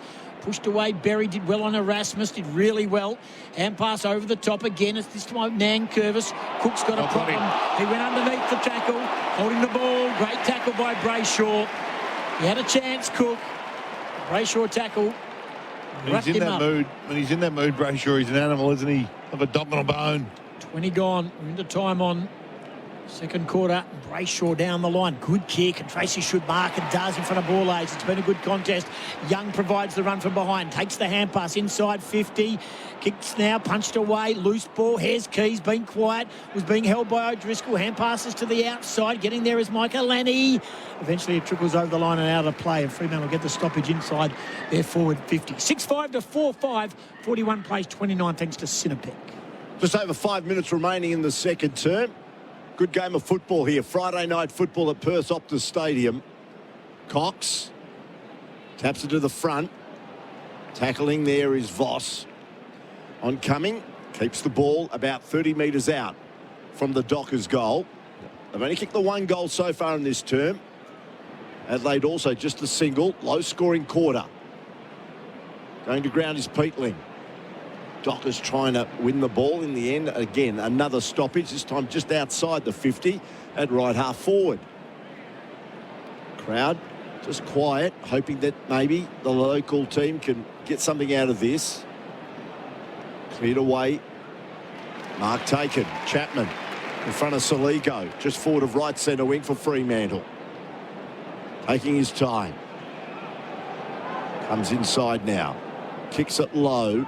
Lead comes. He was looking for Tracy. Borlase couldn't mark it. Laird has to handle towards the boundary line, hoping that Rankin could pull it up. Voss is appealing for maybe intentional. The umpire says no. We'll have a throw in 20 metres around from the Fremantle goal. It's 41 to 29. The home side up by 12. Just that little nudge again on Tracy. They're very good at Adelaide. Throw in, dangerous areas. Crows forced to defend, and here comes Voss running through. The bullocking tackle. Careful. Umpire will give away a free kick here. Voss. He's doing a lot of pushing and shoving and organising, Vossi, but he's barely touched the footy. Not a lot of touching. No, he hasn't touched the footy much tonight. Ayres, Thilthorpe. One disposal. So. Laird to the outside. Well, that's a high tackle. That'll be a free kick against Sherry, and it'll come back to Peatland. It was there. So Adelaide have it inside their defensive 50. They trail by a couple of goals. Still plenty of time left in the half. Kick down the line. Murray up. Doesn't mark it. Hand pass through traffic. It was clever. Ball comes back out. They've got to get it here. Adelaide, they couldn't pick it up. I think it was Rochelle. Didn't really want it. Under pressure. Far side. Fremantle just wanted more. Hand pass to the outside. Here's Rankin again. That's a good kick. A little dinky kick taken by Keys. Didn't travel the required. Great kick. And well done, Rochelle. He got out the back again for the second time.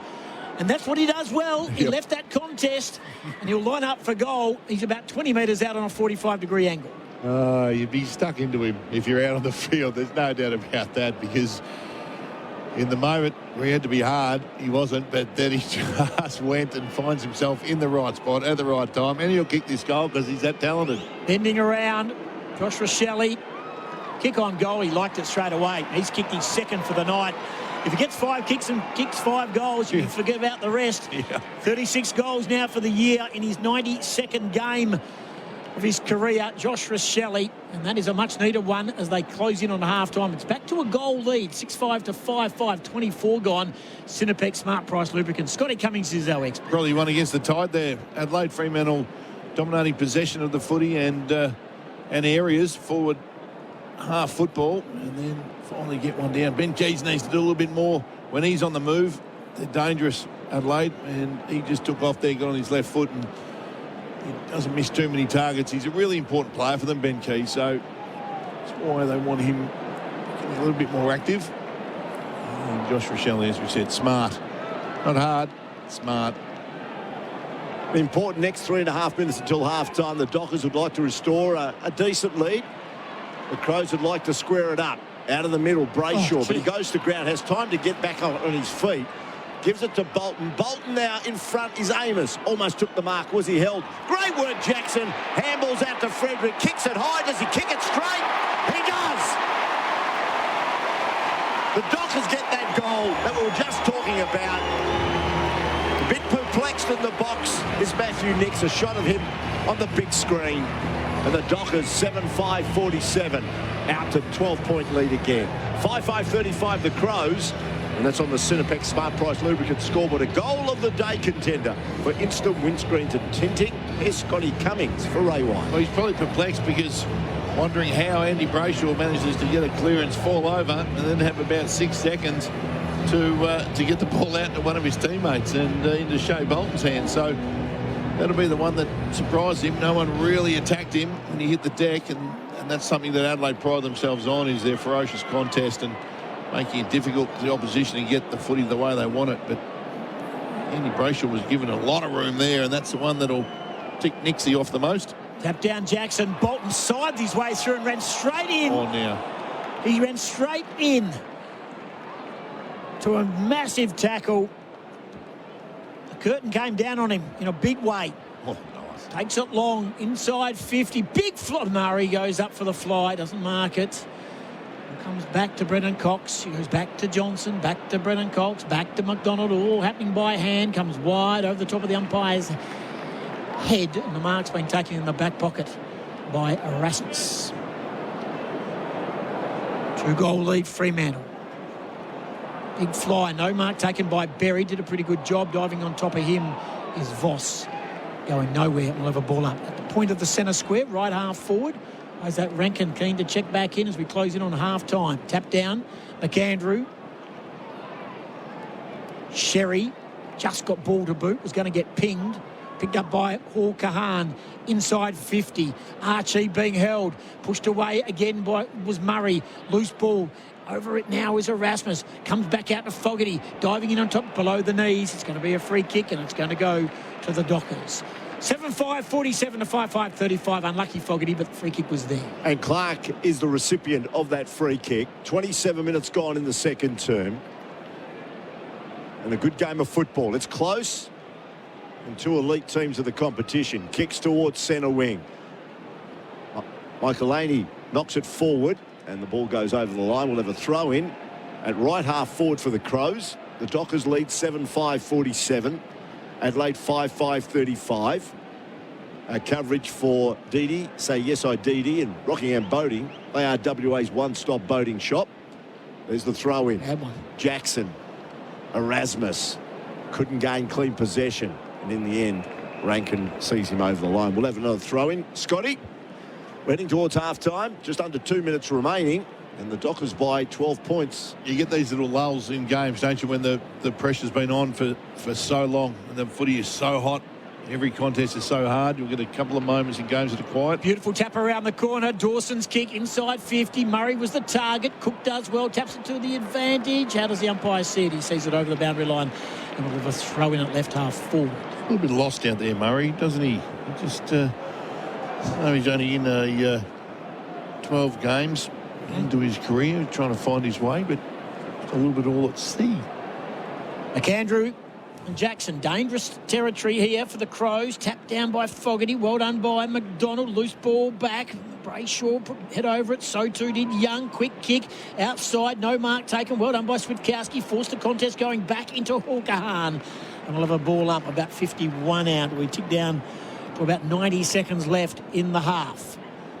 12-point lead to Fremantle. Jackson. Hand pass again to Rankin. Got a hand pass away. Fans wanted holding. Peatling. Taylor. Loose. Got out of a pretty feeble tackle. Bouncing ball. Oh, what a bounce. The goal. That was pretty ordinary in the contest. Whoever that was for Fremantle, it just slipped through far too easily.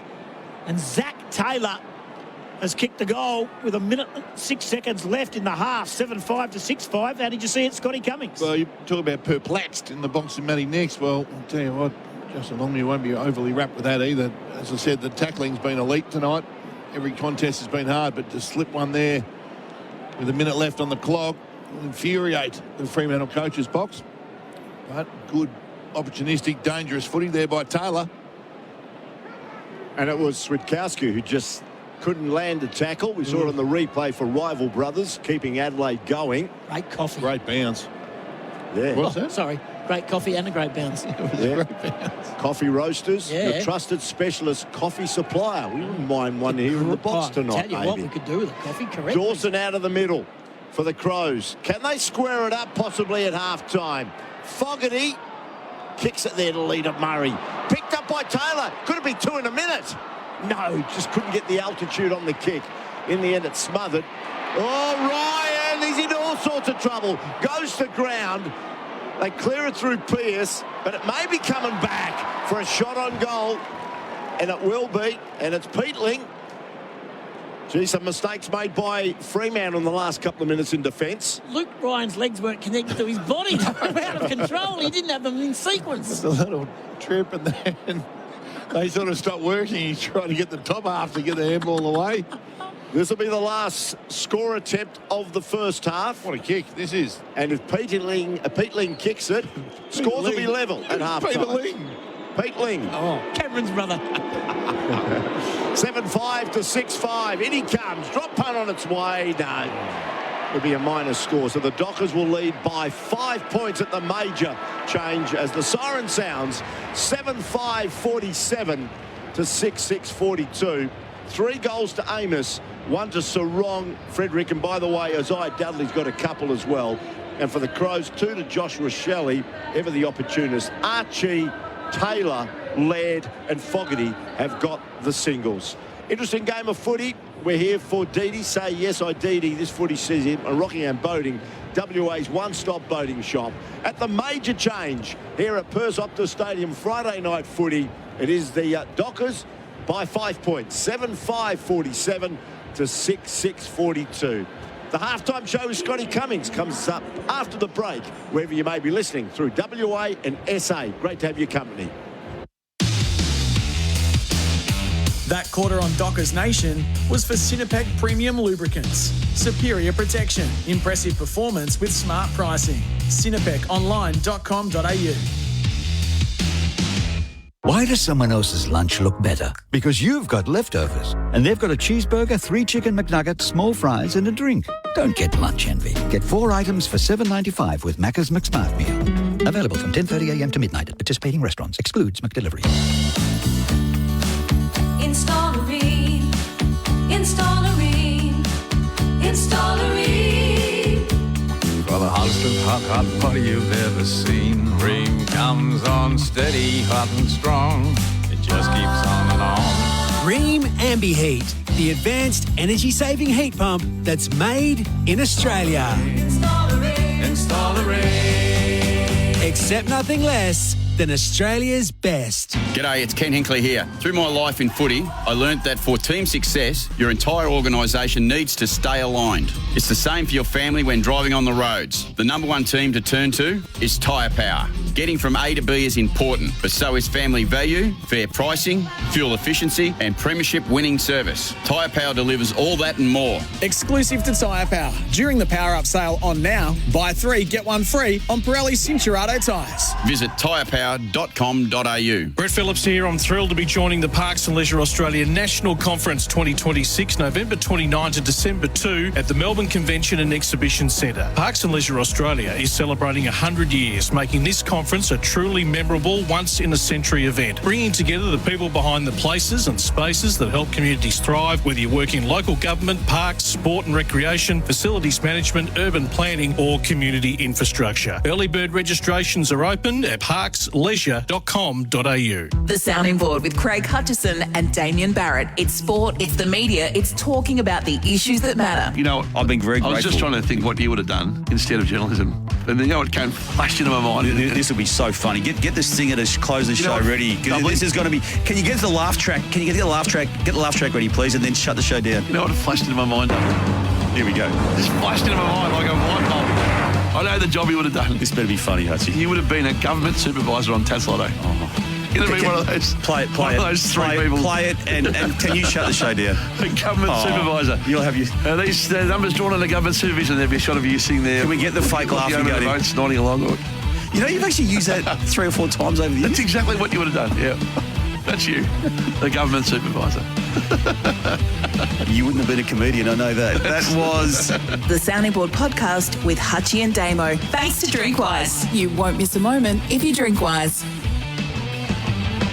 Make sure you catch our live test cricket coverage of Australia versus Bangladesh right here on SEN Top End. Brought to you by Northline, Australia's global logistics people. Unlock freight management. Never miss a moment of Australia versus Bangladesh on SEN Top End. Sheds come in all sorts of shapes and sizes, but if you're after a shed, go and have a word with the family-owned team at Best Sheds. The sheds at Best Sheds are up to a staggering 40% cheaper than the competition. Wow, 40%. Plus, all their sheds come with a 20-year manufacturer's warranty, and you can choose from the standard range or customise the shed of your dreams. So, come on, team, let's hit the sheds. Best Sheds, 100% Australian owned and manufactured. Visit bestsheds.com.au.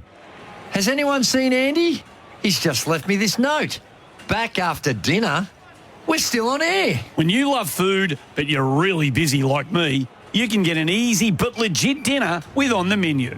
Their pasta and sauce range serves everyone in the studio ready in just 5 minutes. It's no fuss and tastes like you made it from scratch. Discover the On The Menu pasta and sauce range chilled at Coles. On the menu.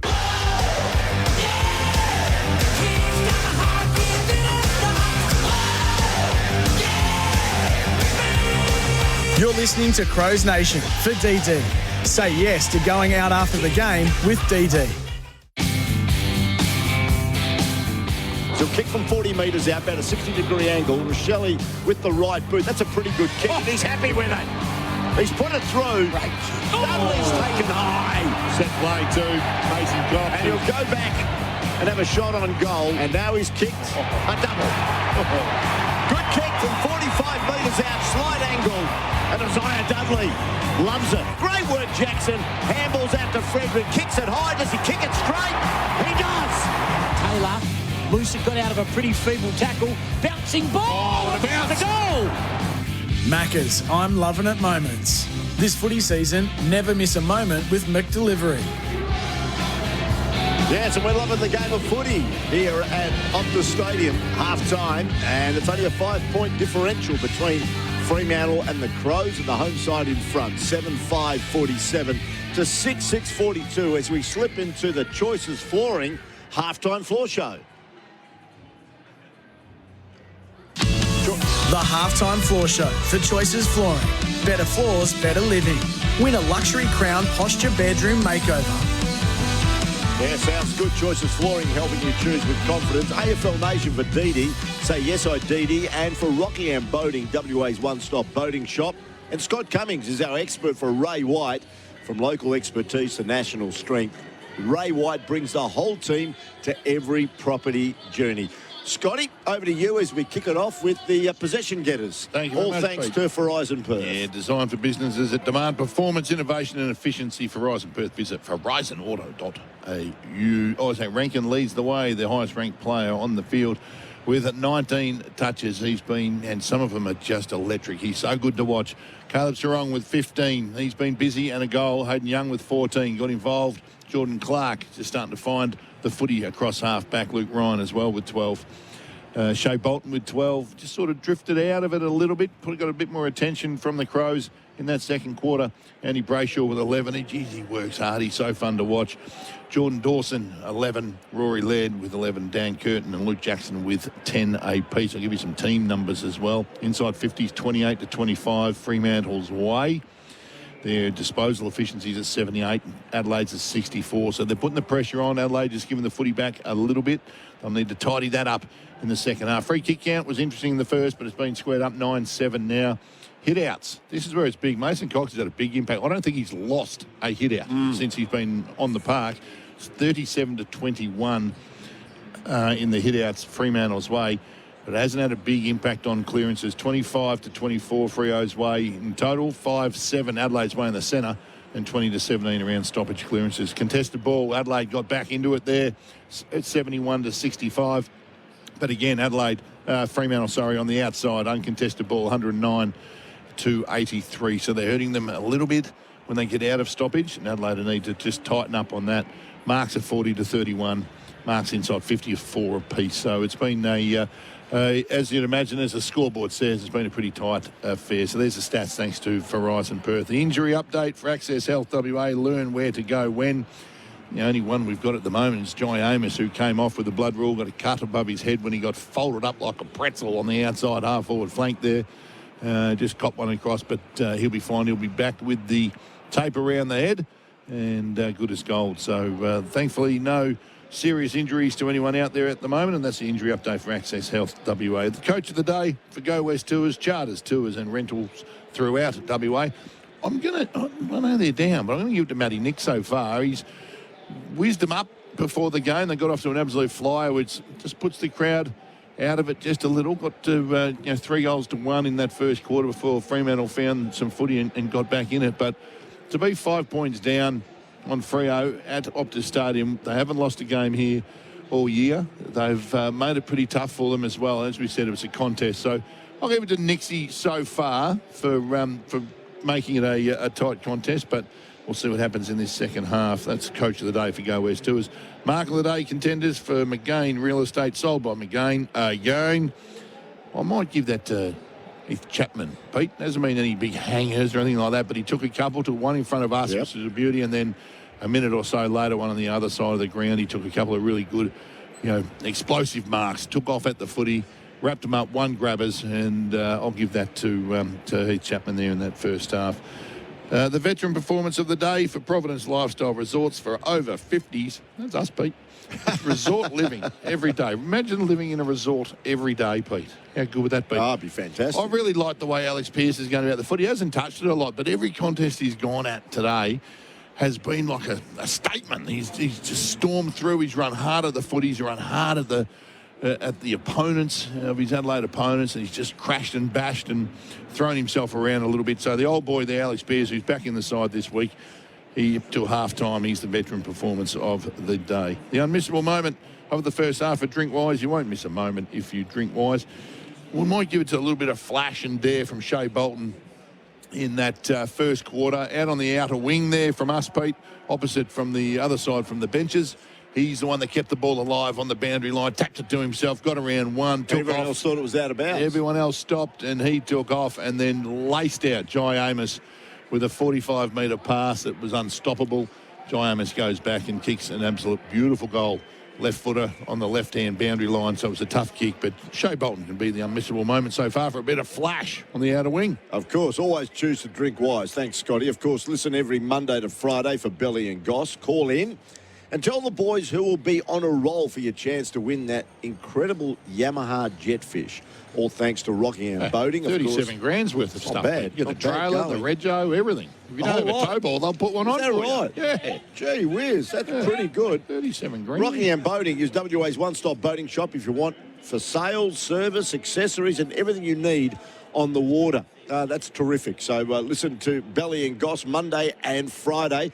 And for those people, we've had a good reaction to this. We're now on DAB Plus here, SEN WA. Crystal clear sound. Make sure you make the switch today. Our call team is here for Horizons West. Footy wind-ups, award nights, pre-season camps. Horizons West will get you there safely and on time. So that's been the Choices Flooring halftime floor show. Style, comfort, quality, helping you choose with confidence. And, of course, our coverage, thanks to Dee. Say to going out after the game with Dee. And for Rockingham Boating, WA's one-stop boating shop for sales, service, accessories and everything you need on the water, as I've mentioned.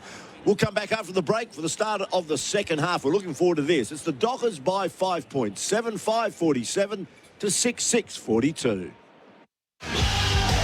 You're listening to Dockers Nation for DD. Say yes to going out after the game with DD. And Rockingham Boating. Rockingham Boating is WA's one-stop boating shop for sales, service, accessories and everything you need on the water. In footy, you pick teammates you trust. In plumbing, it's no different. Holman Plumbing is your go-to partner in PVC, DWV, stormwater, pressure fittings, a full range built to keep you moving. Certified strength, built to Australian standards. Designed to perform without the drama. On site, you don't want guesswork. You want product that holds its line and gets the job done right the first time. Holman Plumbing, trusted quality across the full range. Some people don't live for drinks, but they just haven't tried drinks with cold foam or popping pearls. 10 new drinks, now at a McCafe near you. There's a drink for that. Ba-da-ba-ba-ba. Available at participating restaurants. Ozito brushless power tools. Tested by Grit and built to work. When it comes to doing tough jobs, do it yourself. Ozito. Home and garden brushless power tools. Do you. Only at Bunnings Warehouse. For the best of country racing action in the Territory, you can't beat the Ladbrokes Catherine Cup. Friendly locals mix with visitors from far and wide, all descending on Catherine for an unmissable, relaxed race day. Haven't been? It's a bucket list occasion. A relaxing race day on August 15. Just 3 hours down the Stewart Highway, the locals know how to put on a show and everyone's welcome. Let your hair down after 6 grueling weeks of racing in Darwin. Don't miss the Ladbrokes Catherine Cup. 2026 is the year to upgrade to your ultimate fishing weapon. And Bark Rusher, Australia's leading fishing boat builder, has the perfect weapon for you. Come see for yourself and check out the most advanced plate aluminium fishing boats on the market with industry-leading design excellence and quality. Find Bark Rusher boats at In and Out Board Marine, Gonzales Road, Stewart Park, Darwin. Or build your dream boat online at barkrusher.com.au.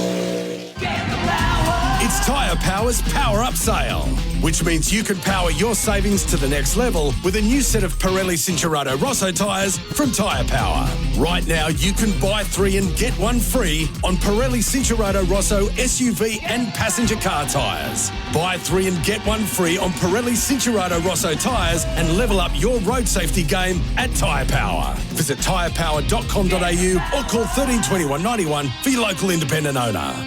At Choices Flooring, we know choosing the right floor or window furnishings can feel overwhelming. That's why for over 60 years, we've been more than just a retailer. We're your partner in making the right choice. From stunning carpets and sleek timber to stylish blinds and shutters, our friendly team combine personalised service with state-of-the-art technology to bring your vision to life. And we're here for you every step of the way. Visit choicesflooring.com or head to your local showroom. Choices Flooring, helping you make the right choice. It's OMF's huge 20th birthday celebration. 20 years making customers 100% comfy. We have huge 20th birthday offers on mattresses and bedroom furniture, plus $20 local delivery on purchases over $1,500. Because you only turn 20 once, we're giving you extra birthday bonuses on selected mattresses and bases. Take advantage of these birthday savings while they last. End soon at OMF, the home of mattress, bedroom, bedding and furniture. You top it, you shank it, you chunk it, you yell a lot. But then that one pure shot, a drive down the middle, a wedge that actually checks up, a putt that drops when you least expect it. That's why you keep coming back, because there's never enough golf. At Golfbox, we get it. The clubs, the bags, the gear, delivered fast so you can keep chasing that one good shot. Hey, I think that one's staying bound. Golfbox, there's never enough golf.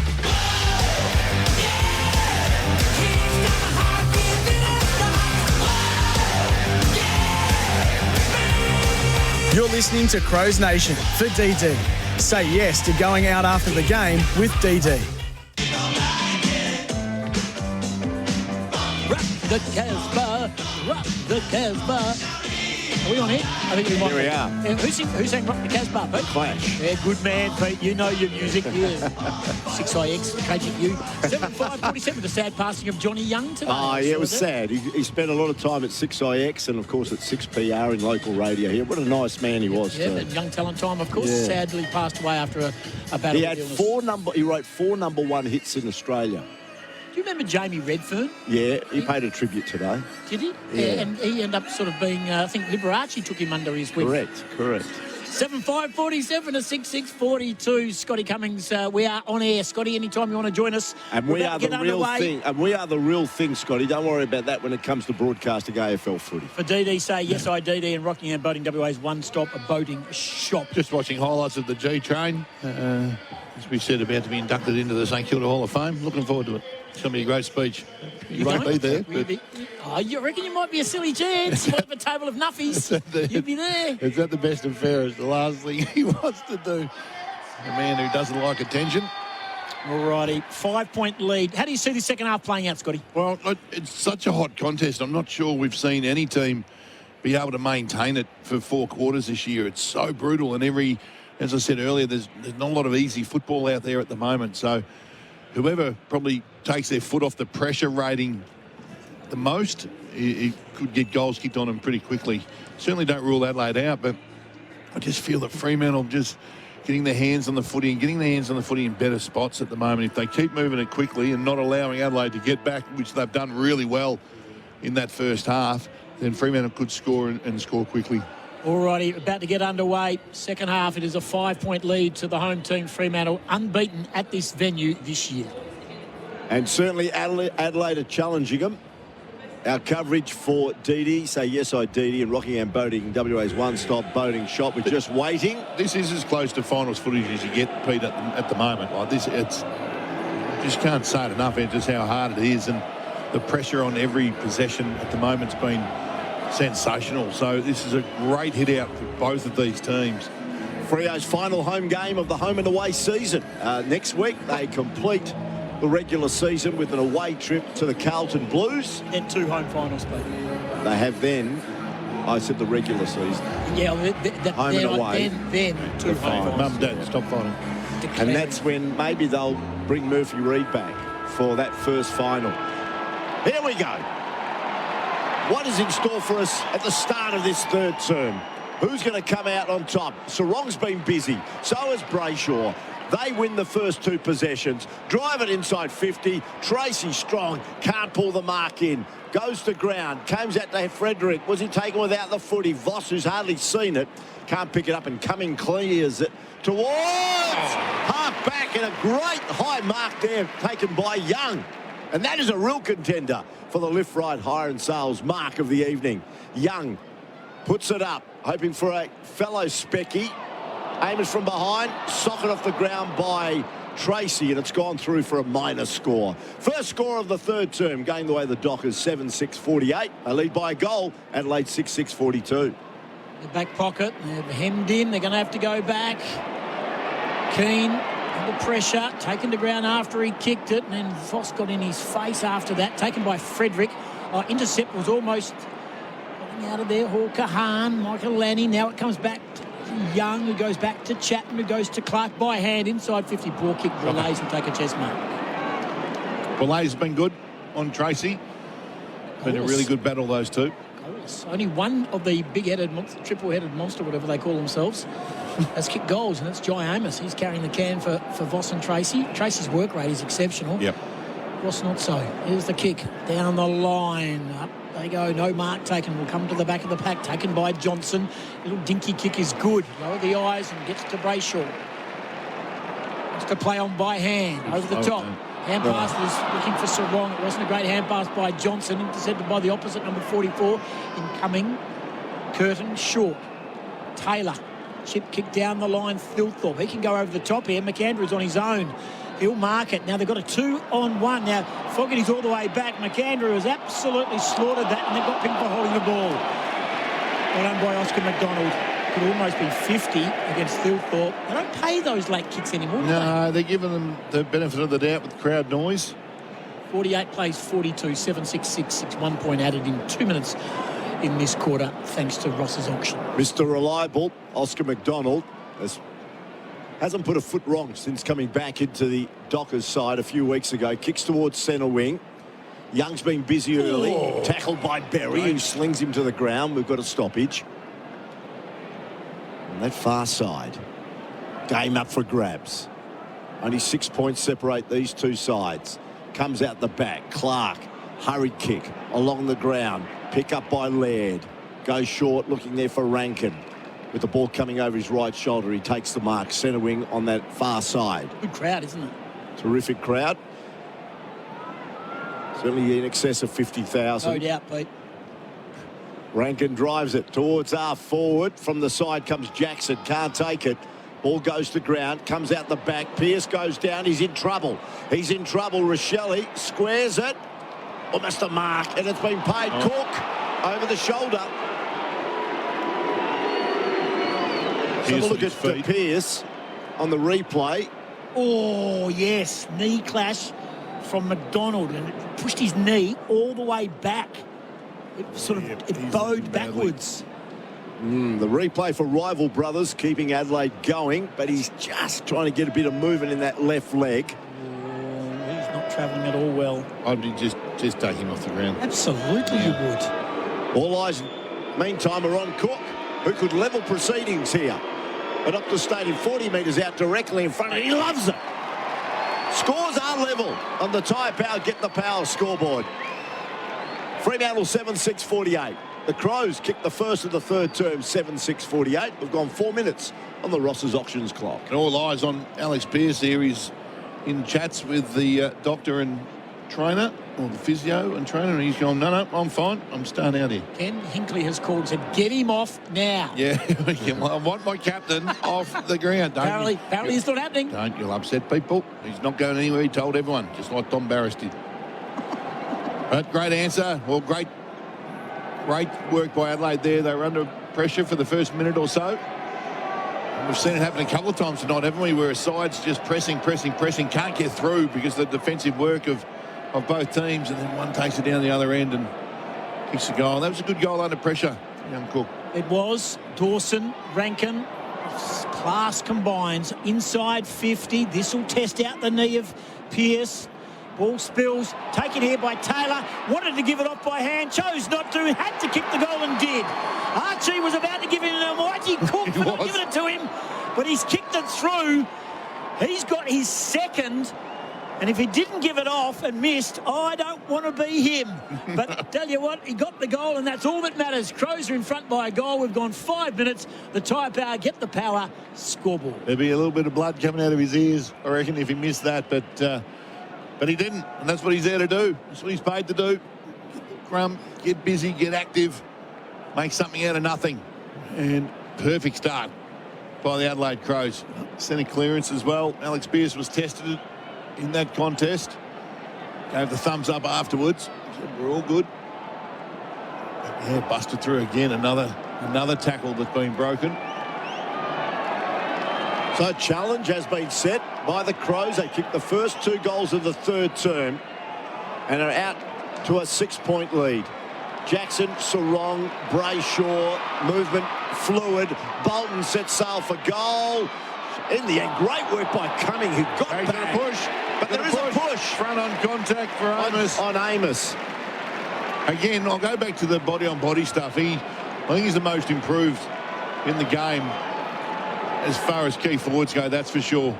Just held him out till it got too desperate. Have a look on the replay, Scotty. Out. And then, Cumming just came back till he's off the but ball. He made contact with the ball first.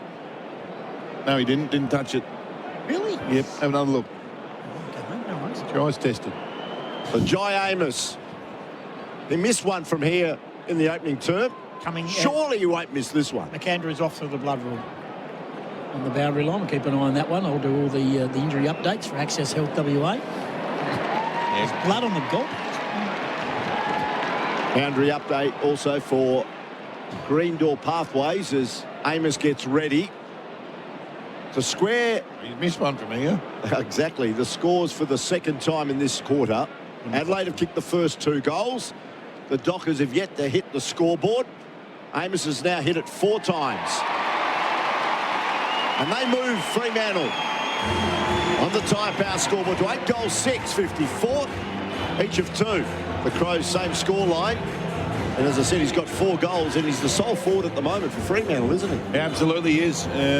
He certainly benefits, there's no doubt about it, from the work of Josh Tracy. I'll never take away from that. Paddy Voss has done nothing tonight, but run around like a lunatic like he normally does. But Jai Amos is really coming on. His confidence is strong. As I said, his one-on-one work is gone to another level, and it makes defenders panic. And Isaac coming there trying to do the right thing, but just cannoned into him. Didn't need to do it. And Jai Amos gets one of the easy ones. Mason Cox trying to check back in. Adelaide currently on the live ladder are 4th. The kick under pressure. Sarong up and under inside 50. Tracy out hard, doesn't mark it. The ball ricochets 25 metres back the other way. Murray, who's buried into the ground by Jackson. No Pryor will have a ball up on the interchange wing. What a great tackle that was. Just his follow-up work's amazing, isn't it? Ball up, there he is with the deft tap down from the bootstraps of Sarong. I said it's going through the legs of Sarong. Now Jackson takes it and they tackle him. Dawson gets up. And have another ball up. 54 apiece, 9 gone, third quarter. 54,108 in the house. There's Murray. It's not official, I'm just guessing. The ball up. You've got a contact somewhere, Gossip. Won't be far off that. Jackson again with the left. Murray to the topo to the outside, and then Rankin's little soccer kick. It's going to be a lasso. It's going back to Warner. 9 gone, 8-6 apiece, 54. 9 gone, third quarter. Thanks to Tyre Power. Get the power. The winter safety sale is on now. Warner comes back inside. Gets on the left. And again, good mark taken here by Nan Curvis across half back. Even though they've closed the corridor for Fremantle, who love bringing it back in from that half-back wing sort of position. Adelaide goes to Michael Laney. Now he's slipped over. Tracy's in pursuit. Can he run him down? Got the jumper. He had to handball. Switkowski appeals for held without it. He handballs to Dudley. His kick gets smothered. Goes back to Switkowski. It's pandemonium there about 15 metres out. Voss just gives away a stupid one. And Voss has given away the free kick. Explain more for Ray White. He didn't have a footy, and he just drove him into the deck and smashed his head into the grass as well. Jordan Dawson's gone in to remonstrate. That hasn't worked out well for Jordan, but Michael Laney kicks it. Cross came O'Driscoll. They've got the numbers here. Boulay gives it to Worrell. Long handball down the line. Oh, he's tackled Saligo, and he's gone. Brilliant. Caught red-handed. It's just relentless. Absolutely relentless, and the Freo crowd loving every second of it. Tackler was O'Driscoll. Long kick inside 50. No mark taken. Taken by Sherry. Hand pass to the outside. Bolton. Candy. Taylor bought it. Then the kick inside 50 again. Tracy marks and runs in and bangs home the goal. Get to O'Driscoll.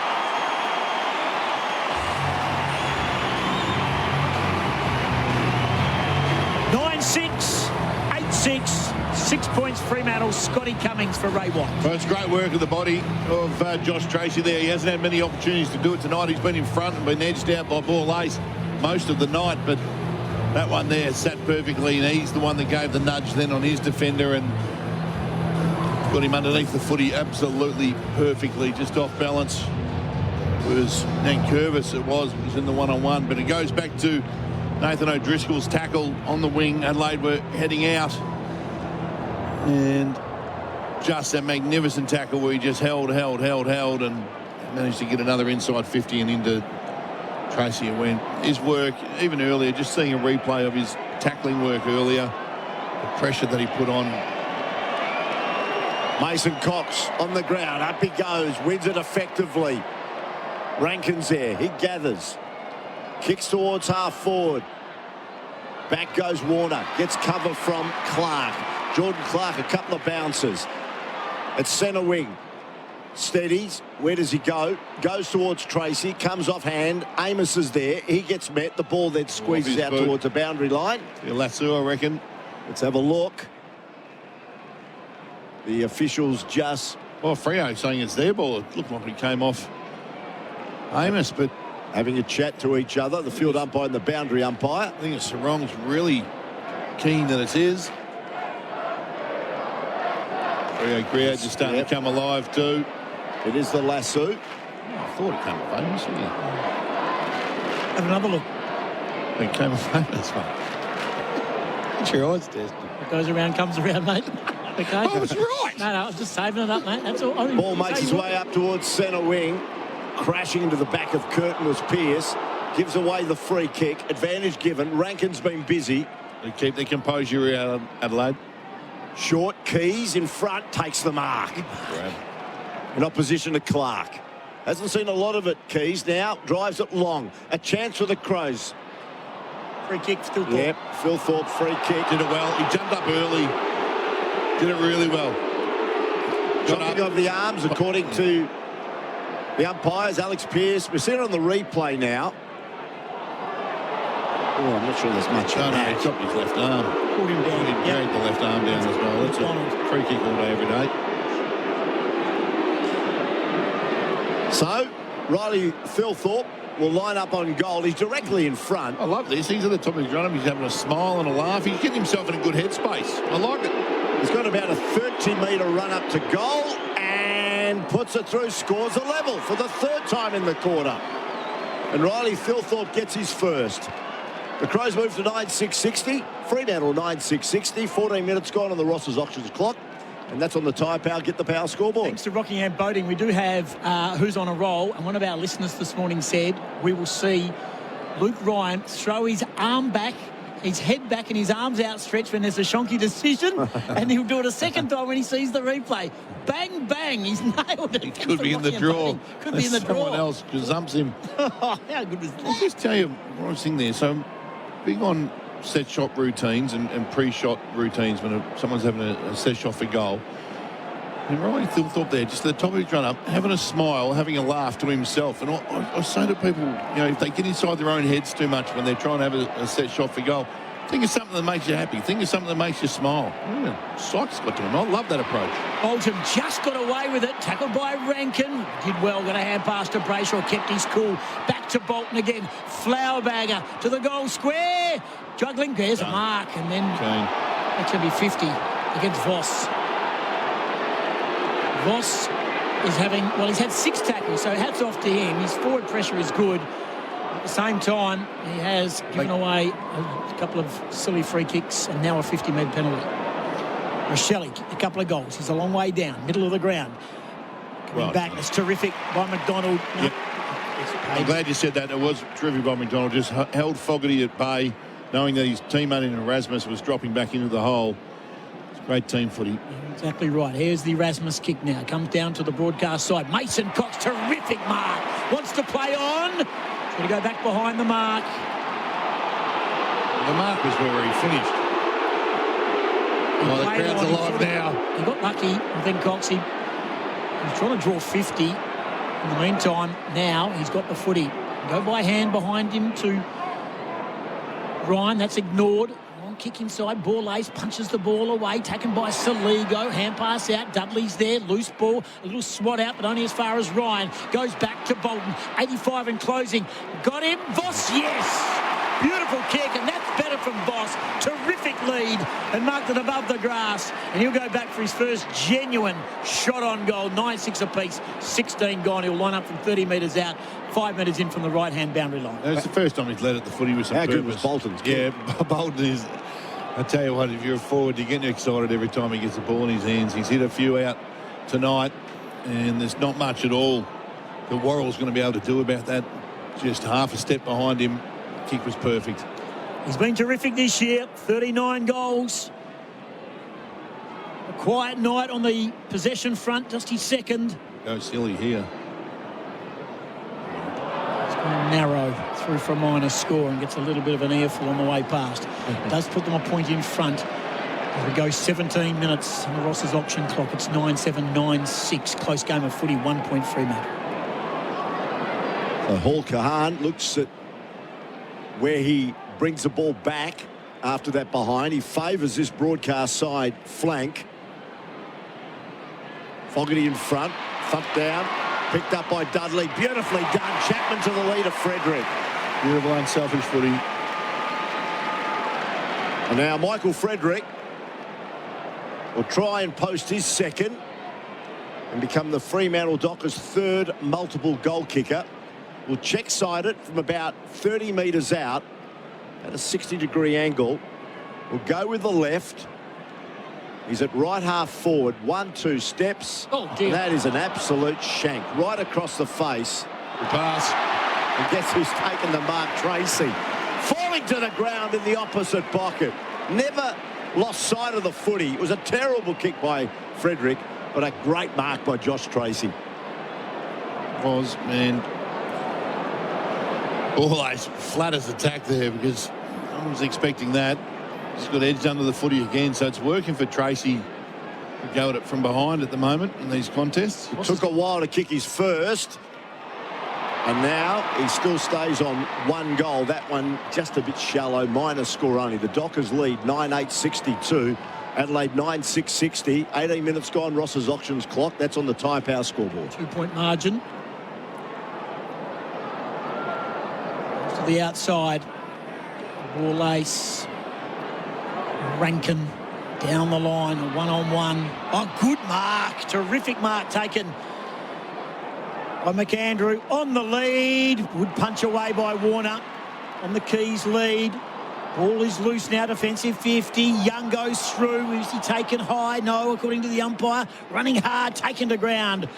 The Crows will have another ball up, about 35 out. Archie was tackled by Chapman. Terrific stuff. Warner doing a fantastic job on Keys.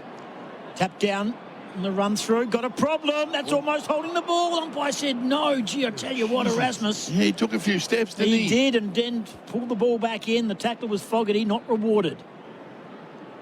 Mason Cox brings it to ground. Fogarty dives on. This is all happening 30 metres out. Adelaide's end of the ground. We're about to tick into time on third quarter. Hope you're enjoying the action for DD. Yes, DD. Rankin. Hand pass. Keys comes back out. Cook off the ground. Oh, almost a goal by Thilthorpe. He was being wrestled by McDonald in the goal square. A little deft touch, almost kicked it soccer style through to the onion bag, but it went to the wrong side of the uprights. And it's through for a minor score, 9-8 to 9-7. 62 plays 61. That's a near miss. Ryan to Chapman. Chapman to centre wing. Voss has come up the ground. Almost took the mark at ground level. He's in trouble. Hall Kahan, he gets tackled, goes to ground. Umpire says no prior opportunity. So we've got a ball up. It's only a point the difference. Dockers in front. McAndrew. Rankin. Hall Kahan, hurried kick. Ball's bouncing. Over McDonald, over Thilthorpe. Ryan's in trouble. He got the foot. He needs to get it out. He does. Warner overruns it. Taylor does well. Snap on goal. Rochelle. And it's gone through for a minor score. At Archie, again, Archie's been burnt a couple of times so far. 9-8-62 for the fourth time in this term. Scores a level. 21 minutes gone on the Ross's Auctions clock. And we're also here for Rockingham Boating, WA's one-stop boating shop. Take a look at the boundary line for Uniting SA's Winter Appeal, and Jordan Dawson trying to get on, and so too Sam Switkowski. Warner's been good again tonight. Runs the broadcast side down to the wing. McAndrew's there. No mark taken. Keane went up. Did he get an arm chop? No. Sherry does will. Gets underneath. The tackle from Laird. Mason Cox, look out, Johnson. But shunned off the footy. Now ball comes back in. Cook, look out. Taylor, short kick, good. Fogarty, any score will put the Crows in front. 22 gone. Top of the centre square. Thilthorpe on Warner. It's the mismatch. One-on-one kick. Thilthorpe's in good position. Doesn't mark it. Keys rose it. He loves this situation. Back in the ground under a good tackle. A goal-saving tackle by Young. Keys is behind, puts the Crows in front. 63-62, 6.5 left. And that's on the Tyre Power. Get the Power score. Kick from Fogarty was too slow. Thilthorpe had a one-on-one against Warner. About muscled him, but kick was too slow. And allowed the 2-on-1. Clark to Young to Bolton, who's got space, acres of space. Takes one bounce. He'll take a second if he wants. No, cuts back inside. Oh, terrible handball. He's looking for Erasmus. It was blocked there by Cummin. Now, Bolton's back on it. He's dived on the footy and he's gone. Well, the handball should have set Fremantle away. Fancy. But well done by Cumming. He read it off the hand, blocked it. In the end, the Crows won the free kick. They go towards half forward. McAndrew. Strong mark, the big man. Good. He's a player, this kid. McAndrew gets onto the right boot. Riley Thilthorpe's there, spoiled by McDonald. Comes down to Cook, snaps across his body and puts it through. The Crows lead by 7, and he's got 2. And that's an important one. It's their 4th goal of the quarter. They're 10-9-69, the Dockers. 9-8-62 on the Tyre Power, Get the Power scoreboard. Great goal there, Scotty Cummings. Ray White, your advantage. Tell us more. Yeah, well, he already put through a beautiful set shot. It just shows he can crumb as well. And you give him any space, they're getting hurt. At the moment, I'm just watching him walking back to his spot. His eyes are just a little slant over to the big scoreboard saying, give me another look at that, please. But smart footy. And what under Adelaide, because they're the ones that have kept it with their pressure. They've kept it in their front half now. Propelled a couple of Fremantle's exits, brought them back in, and then the perfect front and square. Hook in the right spot at the right time. Frederick not paying him any attention whatsoever. Too little, too late for Michael Frederick. And no one hurt. Isaac Rankin has had 12 disposals more than any player on the ground. He's had 8 clearances, 5 tackles, 539 metres gained. He's had 30 disposals. He's playing a game and a half. Ball comes to Brayshaw now. Goes back to Young. He left it behind. This is happening on the wing. Got to stand over it. Young has to be good. Take it to ground. They did well because they were outnumbered after muffing it up, and we'll have a ball up far side. Just little fumbles in it. It's just a sign of the pressure. Hayden Young's a rock-solid footballer. He's fumbling the footy. Pressure, as you said, Scotty. Here's Rochelle. Up on a tackle, going nowhere. Again, loose ball. Cook. A little deft touch is good to Dawson. They all fell over, and Cook stayed up and sold some candy to Johnson. Then it goes back again to Soligo. Soligo now kicks down the line. Archie getting across was Warner. He's been outstanding tonight. And he punches the ball over the line and out of play. 25 gone, third quarter, 10-9-69. Crows in front, 9-8-62. Good game of footy. We've got the close one on a Friday night. And the Crows have certainly come to play in a big way. The Dockers, as we mentioned, unbeaten at Optus Stadium this season. This is their final home game here before the finals. Johnson gets tackled, brought to ground. On the ball. And it's holding the ball. Good tackling again. Jordan Dawson, skipper. This is the moments that he loves. Plays on. And his kick gets smothered. Off the boot by Switkowski. A chance for the Dockers to make it go the other way. Brayshaw, Voss. Terrible handball by Voss to Sherry. But the pint-sized fella goes back, wins the footy, and that's a good kick. Johnson, Switkowski, give it to Jackson. Let him go for goal from 50. He does just that, but it's wide. Minor score only. Amos was saying, I was here if you needed me. 9-9-63 to 10-9-69. The Crows in front. And we've gone 25.5 minutes in the third term. That's on the Ross's auctions clock. You see him kick those, but he had a couple of options then, Jackson. Want to be on Curtin here. Big mark. He had the size on Erasmus. Marks it on the left half back. Goes through the middle. He will go down the line to Keys, who marks it on his chest, right on the wing. Warner stands the mark. Warner's got the victory in that little battle here tonight. Keys close to the man on the mark again. Fogarty will fly. He won't mark it. Ball comes back almost a mark. It coming off the back there. Well done by McDonald. Back to Warner. Got a problem. Got a hand pass away. Did really well. Erasmus got it from Switkowski. The hand pass to Clark, who goes again to Brayshaw through the middle. Hand pass to Erasmus. He wants a runner. He gets it again through Clark. This is good football. Taken by Sarong. Open goal. Sarong has a shot. That is brilliant. Brilliant. Chain of hand passes from right half back, and Caleb Sarong kicks his second goal, and we've got another tied-up ball game. That is as good as you'll see. Instant windscreens attending team goal of the night. Here's Scotty coming. Yeah, absolute passage of play of the night, no doubt about it. Just the use of handball to tear apart Adelaide, and it was the correct use of handball too. They picked the right targets, they had a couple of options either side, but picked the one most damaging. Caleb Sarong says, I'll finish it off, and takes responsibility to end that passage of play with a goal, but that was just Fremantle at their absolute cleanest and best. Sarong's 9th goal of the season, probably his best as well. He's kicked it from 55 on the run. The pressure was on. The Dockers challenged, and he needed to put it through, and he did just that. Scores a level again. 5th time this quarter. 27.5 minutes gone. About 3 minutes remaining. McAndrew. Interesting kick out of the air by Jordan Dawson. But now, defensive side of the square. Sarong, McDonald. Long probing, searching handball to Erasmus.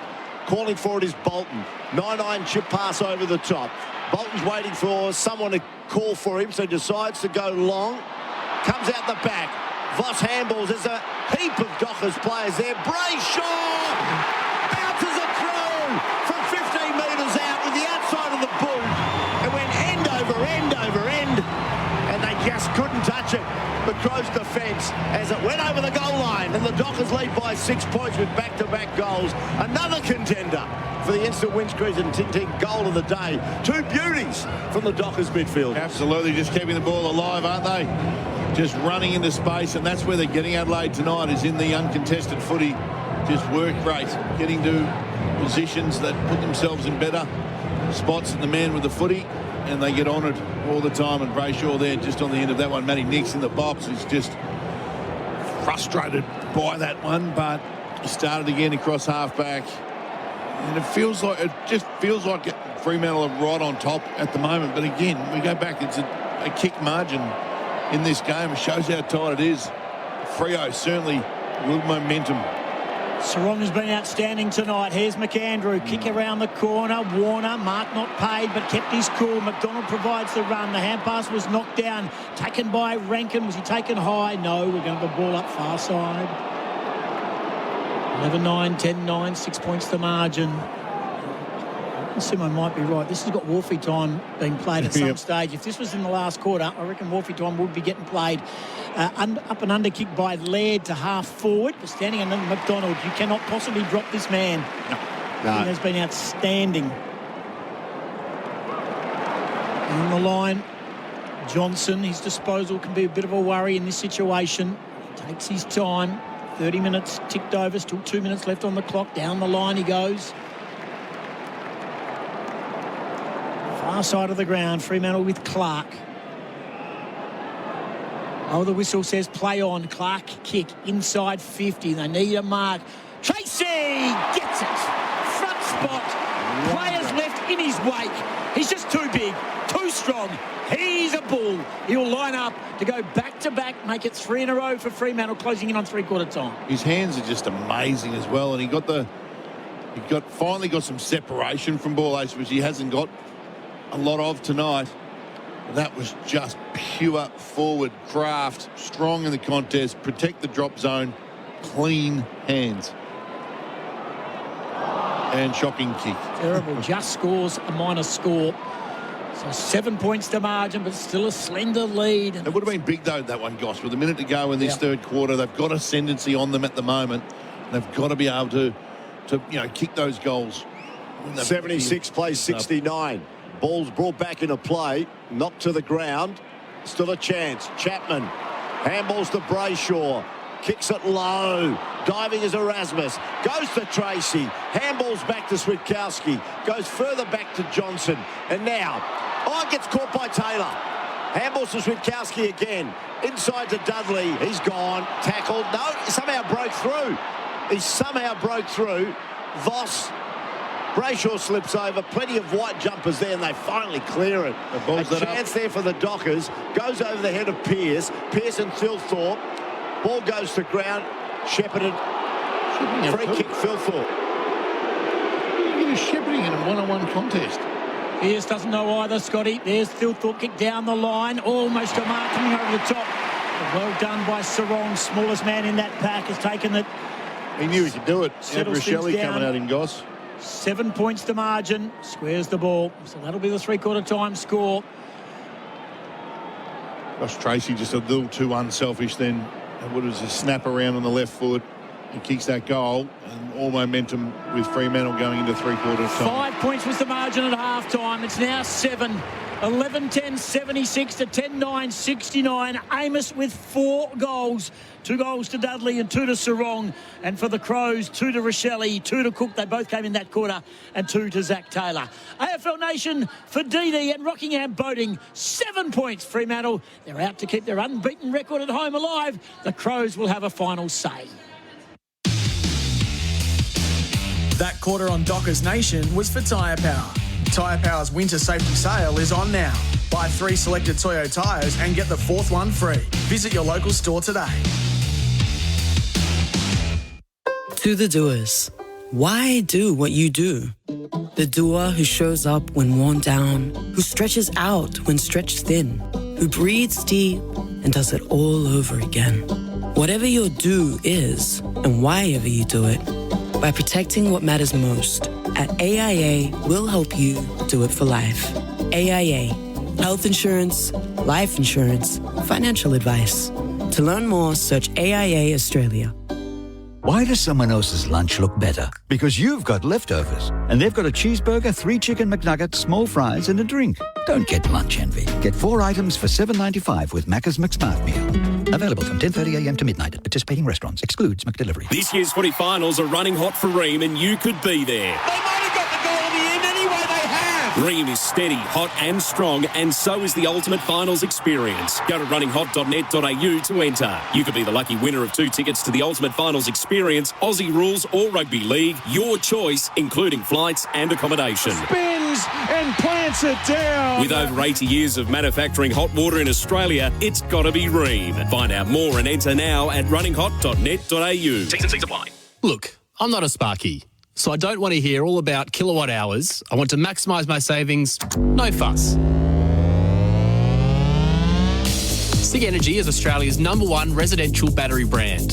Their batteries are the industry's safest, most intelligent and designed to help you save more. They're backed by local support and a 10-year warranty. Discover why more Aussie homes run on SIG Energy. Find your local accredited installer at sigenergy.com/au/offer. You call, you get on. That's the Midday Madness promise. Dwayne's World, broadcast live from Dwayne's Best Shed studio. Monday to Friday from 12 till 3 p.m. Best sheds at the best prices. Australian owned and manufactured. Visit bestsheds.com.au. As Australia's global logistics people, Northline delivers industry-leading, fully integrated freight management solutions, connecting Australian businesses to their customers and the world. By road, rail, air and sea, Northline transports for every industry, from mining and renewables to retail to pharmaceuticals and more. Let Northline connect your business to the world. Unlock reliable freight management, warehouse solutions, Australian support and a dedicated account manager. Northline, Australia's global logistics people. Learn more at northline.com.au. Luxury Escapes is home to the world's best holidays. Discover hand-picked getaways packed with unbeatable value, exclusive inclusions and experiences you'll never forget. The best-selling Grand Hyatt Bali is back, promising everything you could want to take your stay to the next level, including all-inclusive dining and unlimited free-flow drinks. On the shores of Nusa Dua, enjoy 5 pools, 9 restaurants and bars, and more. 5 nights from $2,149. Save up to 51%. Book now at Luxury Escapes. T&Cs apply. We're all on a journey. Some of us need more adventure.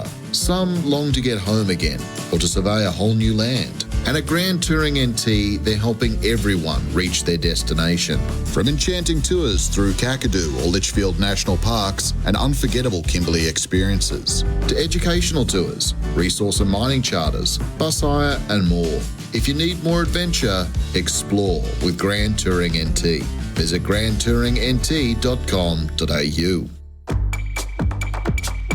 Top midfielders run over 15 kilometres a game.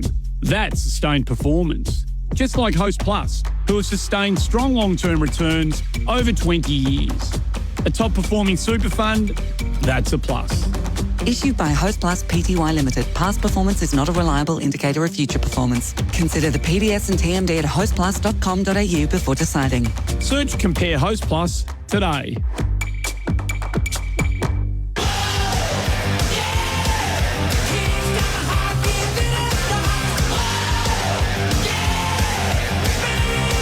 You're listening to Crows Nation for DD. Say yes to going out after the game with DD.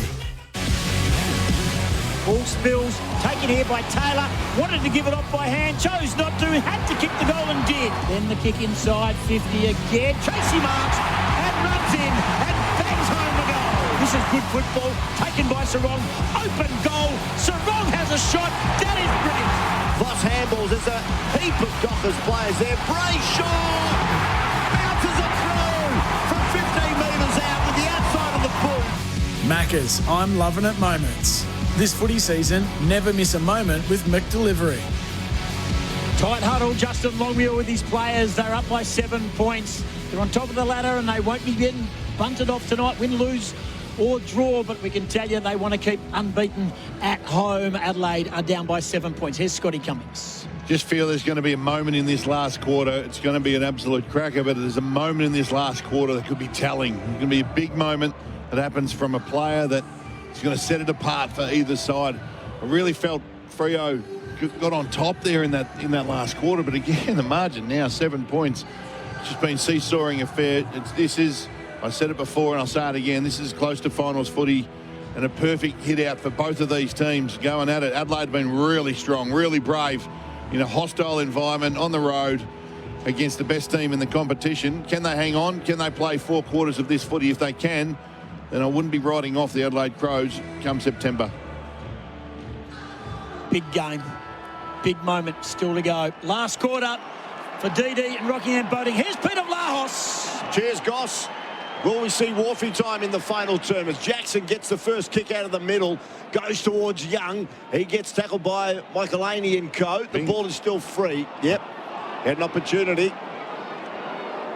So it's a Crows kick coming. Goes wide. Just settling. Curtin. Kicks towards centre wing. Dawson from behind. Uses Jackson as the ladder. Takes the mark. Handball's out wide. Fogarty comes back inside now. Drives it deep inside the zone. Up goes Archie. But they had the numbers back. McDonald in particular spoilt it. And it went over the line. We're going to throw it up against the left-hand behind post. It is the Dockers by 7 points. And we're just into the first minute of the final term for Workclobber. Did well there. McDonald didn't give away the free kick, and Chapman was the third man up and destroyed the footy. But it's dangerous. McAndrew. There's a hold. Which way? Free kick. Adelaide against Jackson. Kept the arm down of McAndrew as he was trying to get to that ruck contest, I think. Or is it going to Rankin for a hold off the ball? The ladder. So Rankin being held, and we'll wait to see a replay. A bit of confusion. Replay will be for rival brothers, keeping Adelaide going. But this is a big goal. He's had a big night, 30 disposals, 6 marks, 5 tackles, 8 clearances, 543. But he has not kicked the goal, and he's gone back with the Michael Holding runner. Wow.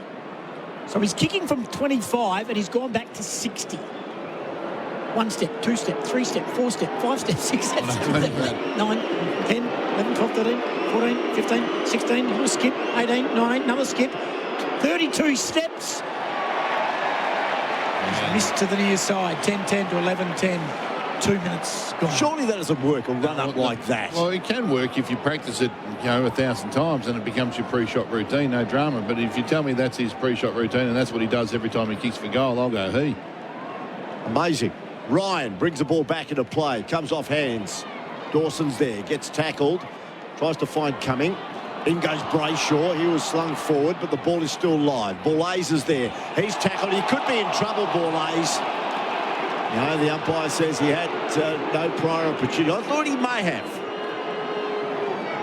But the men in yellow think otherwise. Wearing the WA State colours, yellow and black shorts. As the ball goes out now to Rankin. Handball's out in front. Michael Aney taken off the footy by Young without the football. Wins the free kick. He's across half-back for the Crows. The margin is only 6 points. It's a close one. It's been a close one all night. I think the biggest margin was the Dockers by 14. From the side, Clark goes thump towards the boundary line. May fall for Archie. He does. One bounce. Kicks it. Great mark taken there by Thilthorpe over the back of Pearce. And he has a chance to draw scores level again for the 6th time in this half of football. 11-10-76 Fremantle, 10-10-70 Adelaide. Don't see it very often, do you? Alex Pearce just out of position and out-muscled there by the big man in Riley Thilthorpe. And it's Captain Obvious to say here, this is a huge kick and one that gives Adelaide real belief. Kicked 1-goal-1 tonight. Fairly quiet early. He's found a bit of it of late, and he's just found his 2nd goal of the night. So scores are level on the Workclobber Trade Prices scoreboard. 11-10-76 both sides, and here's Scotty Cummings for Ray White, trusted experts. Allowed 3 go up there, the Dockers, in that contest across half forward, and they're trying to kill the footy to the boundary line, but 3 of them up, all possible within marking range of the footy, but the mindset was so adamant that they're trying to kill it. And when you don't, then obviously your opposition going to get their hands on the footy, and Archie in the right spot, right time, dominated a one-on-one contest and put it on the head of Riley Thilthorpe, who does the rest. Good body stuff, and he's up the top of his run-up again, smiling. I love that, just clearing his head, made himself feel good. Goes back and kicks a beautiful goal. Play underway. Jackson backpedaling, but good enough to get a hand pass away. Taken here by Cook, kicked a couple of goals. Rankin, 32 disposals. Ball's going to come back, though. Now he got lucky. Ricocheted back into his mitts, and then he kicks to half forward. Chapman back with the flight. Hand pass was hot from Phil Thorpe to Keys. Oh, great spin by Chapman. Then he had to do a double spin back to Brennan Cox. Hasn't had much to do tonight. But what he has done, well done by Ryan, who started the game so strongly. The mark's been taken by Erasmus. Defensive 50 down the line, taken by Clark. 76 apiece. 5 gone last quarter. Huge for Adelaide if they can pull off a win. Fremantle, if they can win, they keep their unbeaten home record intact down the line. No mark taken. Ball spills, taken by Cumming. Kicked around the corner. Pitching ball. Clark is there. Taylor. Now the ball goes over and we'll have a throw in exactly on the wing, far side of the ground. Good game, big crowd, 5.5 gone, 11-10 apiece. Rankin 34 disposals, Clark 22, Brayshaw and Sarong and Dawson 21 apiece. All those stats thanks to Verizon Perth. If you're looking for commercial EVs, check them out, Paul McGovern and the team. Bannister Road in Canning Vale here in Western Australia. Ball comes out. Again, we'll have another stoppage. Umpire blows the whistle. Ross's auctions clock, 6 minutes gone. Scores are level, 11-10, 76 apiece. Erasmus, Brayshaw, Sarong, all by hand. Now Sarong kicks it towards Tracy, works his way to the front and claims it. He must have super glue sometimes between those palms. He's just so strong. Because the way he clunked that. Borlase did nothing wrong then. He's actually given him one body on body and got him underneath the footy, probably 20 centimetres, but Tracy just pushes back again, and as soon as it hits his mitts, it just sticks. His goal kicking hasn't been good tonight. He's got 1-3. His set shots certainly have let him down. Here's another set shot from 50. Does he like this one? No. 1-4 for the evening. Not a good return for Josh Tracy, but he does give the Dockers the lead by that point. 11-11, 77 to 11-10, 76.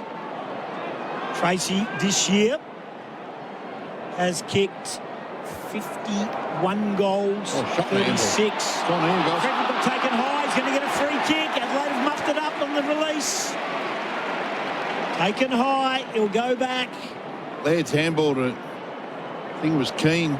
Boy, was just an absolute shocker. It was only just high too. Right on the replay. And now Voss is getting into Mark Keane as he walked back towards the goal line. So Frederick's already kicked 1 goal. Point lead, still plenty of time. No need to panic for either team if he kicks this. Hasn't been a huge night for Michael Frederick. This will be big. 2-goal return will be perfect. And right behind it. Great kick. What a kick. Brilliant kick, Michael Frederick.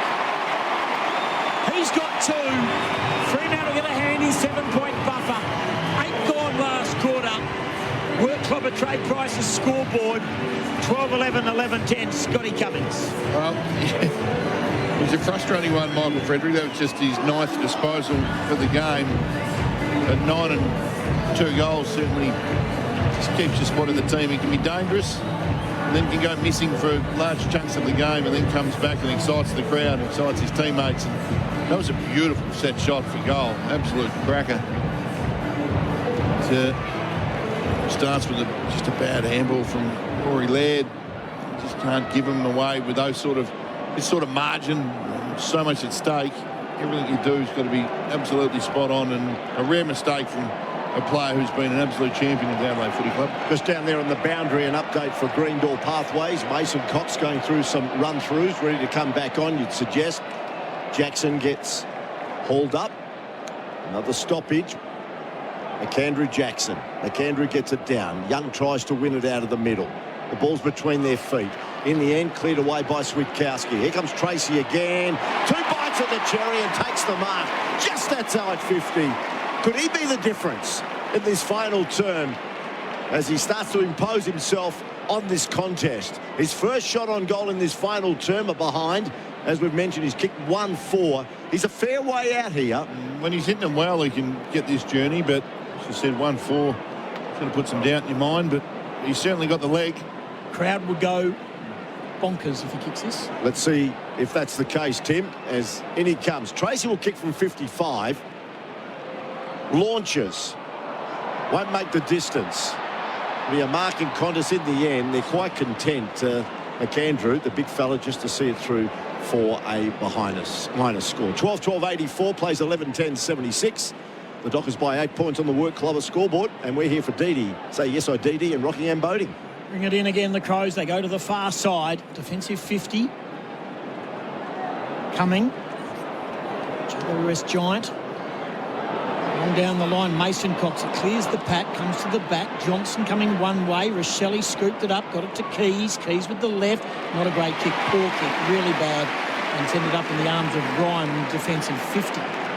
10.5 gone, still so much game time left. Ryan, his jumper presented by Brandon Matera pre-game, good mates. Loose ball onto the wing. Ricochet ball. Mason Cox to Johnson, to Sarong. And pass to Dudley. Look out. Little deft touch to the outside was intelligent. Here comes Chapman. His hand pass is intercepted by Hawker. Hahn just got a hand pass away, or did he throw it? Taken by Curtin. Tumbling ball to the wing. Heading across there is Pearce. He'll just tap it back. He's got some assistance from Clark. Goes to ground. How does the umpire say it? Ball up, no prior. The tackler was Dawson. And Fremantle were probably lucky to get away with one. They have a ball up. Just forward of right centre wing, broadcast side, 84 plays 76, 8 points Fremantle. The crowd on the edge of their seats, certainly the Fremantle fans. There's a nice pocket of Crow supporters behind the eastern end goal. Going upstairs, Mullet Man's just come from a long way away. He thinks it rolled off the leg of McAndrew. So we are going upstairs for the replay for rival brothers. Keep Adelaide going. I feel Cox might have the kick. Mullet Man is switched on. He's got the Paul Roos mullet from, the 1980s. And can throw it in more than 10 metres as well, the Mullet Man. Possibly the best in the business. So Mason Cox brings the ball back into play, the big American. Drives it towards half-forward. Here he comes again. Tracy can't take the mark. Off hands Voss. He gets tackled by Michael Lane. He goes to ground. Good tackle by the Crows defender. Voss has had an indifferent night tonight. Still time for him, as I said, to impose his mark on this game. Cox. Here he goes. Handballs it out. O'Driscoll cuts back inside. Kicks it over the head of Tracy. Now the ball is on the ground. And it's socket out. It could be a lasso. It is. It is. A ball width outside the 50-metre arc in the boundary line. Unlucky for Worrell. They're really unlucky. He tucked the footy well. As I said, that was the width of a footy. Sherry. Inside the arc. Back in the side tonight. Kicks it. It may drop for Frederick. Goes out the back. And now the Crows will be able to clear. And Curvis does, but it might be coming back. McDonald punches the ball. Fogarty tackles Clark. Good enough to get a hand pass away to Brayshaw. He ignores the hand pass to Sherry. Again, a finger breaker to the top of the square. High tackle should have been a free kick to Tracy. Nothing doing. Ball spills. Jackson. Just before the boot. Then he has a second go. Touched. He had a couple of swipes at it. 12-13. There's glad wrap across between those goalposts. About the third soccer kick at that end was off the bottom of the boot. Ricocheted off coming. 9 points to margin. Rankin has the ball back pocket right. 85 plays 76, but it was all Fremantle in this quarter. Mason Cox up over the top. Phil Thorpe, well done by O'Driscoll. He arrives, wants to pick it up. He doesn't. He runs over the footy. That's dangerous. Comes now to Curtin. Up and under kick. Inside 50. Keys. Warner. Keys. Keys took his eye off the footy and it's going to Warner. Free kick for a hold. Warner has made him look second-rate tonight. He's a better player than that, Ben Keys. But Warner has been exceptional. Free kick defensive 50. 85-76, 9 points to margin. And we've gone 14 minutes last quarter. Warner, one of those players that's gone to the next level this season. Chapman, Erasmus. There's a couple as well that are now regulars in the 23. And here's another one, regular now in the 23. McDonald kicks it towards Voss. Goes over his head. Chasing after it. Cross comes Keane. Oh, he gets taken high. No, play on. And now he has to clear it. And the mark's been taken by Brayshaw. Surely that was a free kick to Keane for mine. We'll hopefully see it on the replay for rival brothers. The umpire signalling to Keane saying, you lifted your arm up, and that instigated the high tackle. I like that umpiring. It's good umpiring. So you agree? Yeah, well, that was another thing probably a couple of years ago they tried to stamp out of the game and said that if you lift your arm and instigate the high contact, they won't be paid. So the difference is 9. If Brayshaw kicks the goal, it's 15.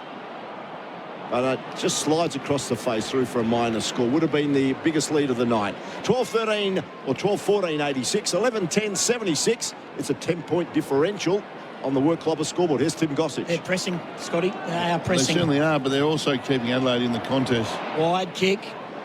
Ricochet's pass. Going to come back, though. Here's Sherry getting pretty good game time. Got pushed in the back when he kicked it. Yeah, it's going to come back. It's not down the ground. It's not a relay free kick. He's got some toe about him. He's quick, isn't he? Sherry, isn't he? Got pushed by Cumming right smack in the middle of the back when he kicked it on the point of kicking. Too far out to score. He's about 65 out, 15 gone. Still plenty of game time left. AFL Nation for Rockingham Boating is WA's one-stop boating shop for sales, service, accessories and everything you need in the water. Sort of feel they could have put a big margin on Adelaide now. Not big, but like a 20-point margin. 10 points is the margin. Big mark at the top of the square possibly. Big fly, Cox, and that was Mason. Through comes Voss, storms his way through. Amos has got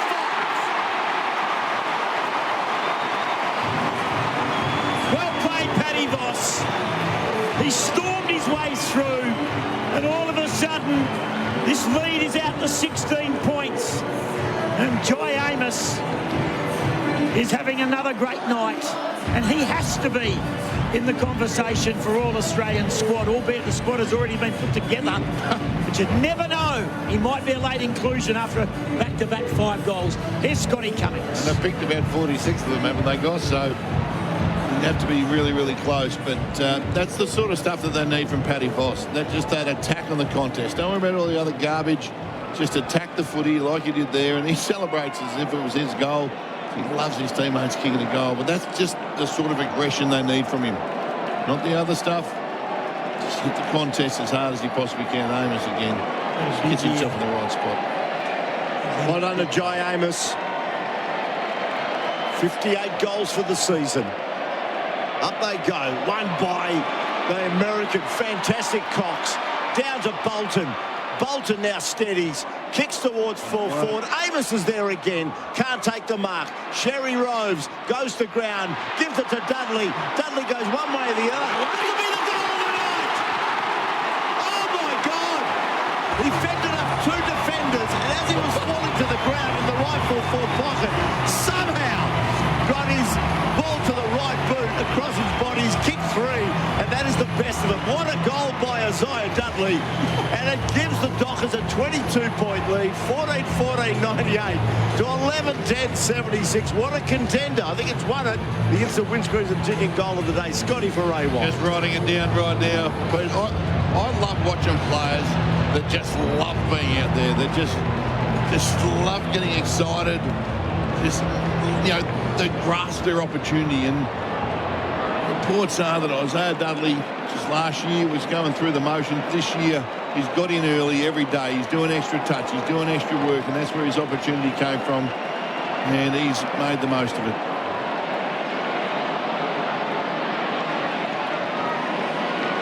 Back underway, Brayshaw. Biggest lead in the game, 22 points to half forward. Should be a free kick for a hold. It is. It's a good mark anyway. Terrific grab. They go short. Berry. Isn't that a huge night, Berry? Get it on now. Hand pass, but through the middle. A little give and take. This is terrific by Hunter Kahan. Hall Kahan, should I say. Inside 50. Fogarty will mark. Well done, Hall Kahan. Took that mark that you mentioned, Scotty, and then provided a terrific run from behind. Got involved several times and then delivered the ball in, and now Fogarty can go back. So you'd say that Adelaide, well, they can't.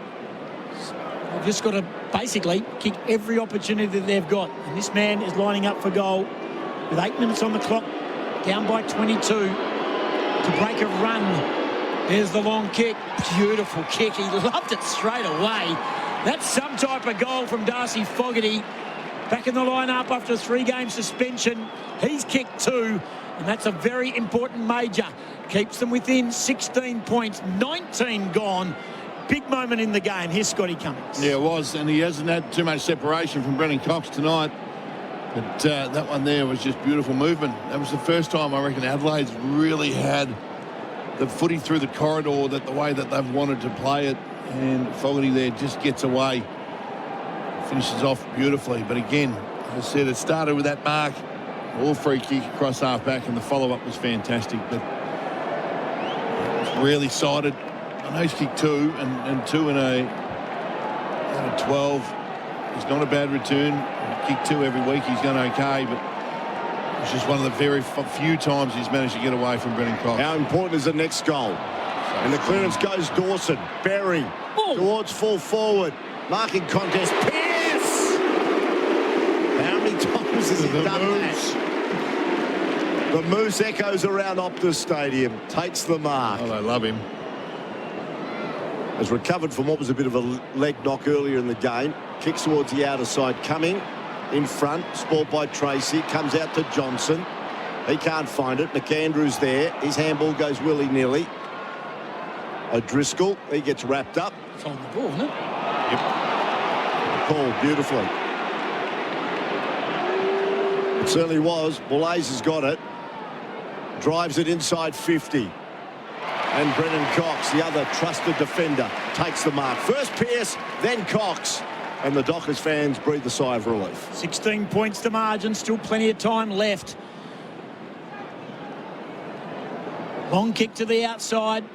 No mark taken. Loose ball. Fremantle have been winning all of these. Over the top, they get it. Bolton got it from Young. Wants it back. Ignored. Goes with the kick. Poor option. Getting across Laird. Intercept mark. Comes back across to the corridor. Nankervis. Nothing doing. They'll go up the middle. Saligo. Nankervis. The ball. Great chase. Brayshaw. Wrapped him up. It's going back to Brayshaw. Oh, he's been pulled back behind the mark. It'll come back. It's coming back. Brayshaw's free kick. Oh, and Dudley was the one that got there late and knocked it out of his hands, but Umpire blew the whistle earlier. Fans are in a spin, but correct decision. Everyone else had stopped, but now Bolton's kick. They get a chance again. Mason Cox got pushed out. Did he get a free? No. Does it stay in? It does. Off a step, and there's the kick down the line. It's touched off the boot and goes over. And we'll have a throw in. 14-14 to 12-10. 98 plays 82. 22 gone. 55,010. An AFL record!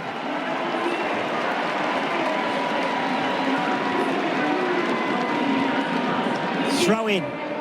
25 around. Don't need the girl on the microphone in a big time in the game. Stop talking. You can see it on the screen. There's the ball goes over the line. Gee, that was a big tackle by Young on Nankervis.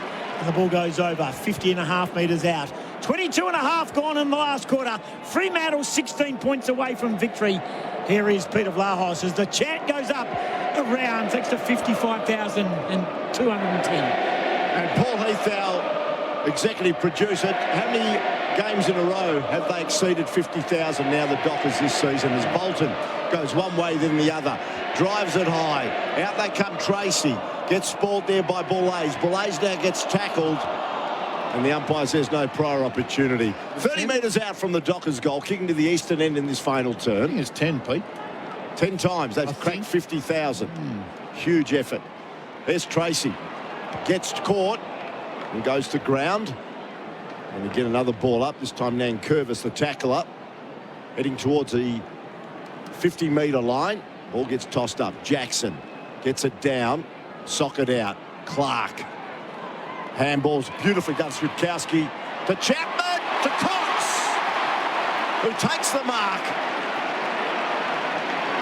Mason Cox, his presence. He does those little 1%ers, then he bobs up like then, takes a mark and will go back and have a shot on. Well, his ruck work tonight's been elite. And if you're putting him against Darcy, well, it's the ruck work, but it's what happens around the ground as well. He's competed well. He's got moved around the ground. He's been a presence. That's what's keeping him in the team at the moment. A goal will be really, really handy for the big man. And he'll go and, if he puts this through, he'll go and chest bump somebody and start a melee. He'll be happy. If he kicks this, which he does. Look what he does. It's almost a game, and now he goes and has a bit of physicality with a couple of the Adelaide Crows players, Keane being one that he's gone to, and now they're trying to rip his jumper off, his retro jumper, and in this jumper the Dockers would have lost more games than they won, but they look like they're going to win this one because the Crows need 4 unanswered goals in the final 5 minutes. The Dockers by 22 points, 15-14, 104 to 12-10, 82. Well, he's gone off for a spell now, but he can write it down easily. And Mark Keane a little pat on the bum as he runs out as well. Listen to the crowd for Big Coxie.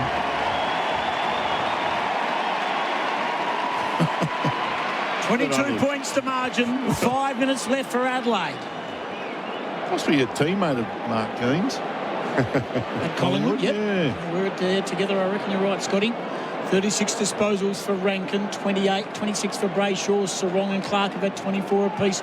Jordan Dawson's gone a little quiet. He got 23. He's going to come back again. Guess who? Sarong got it too. Bolton on the lead. Tracy doesn't get it. Push out.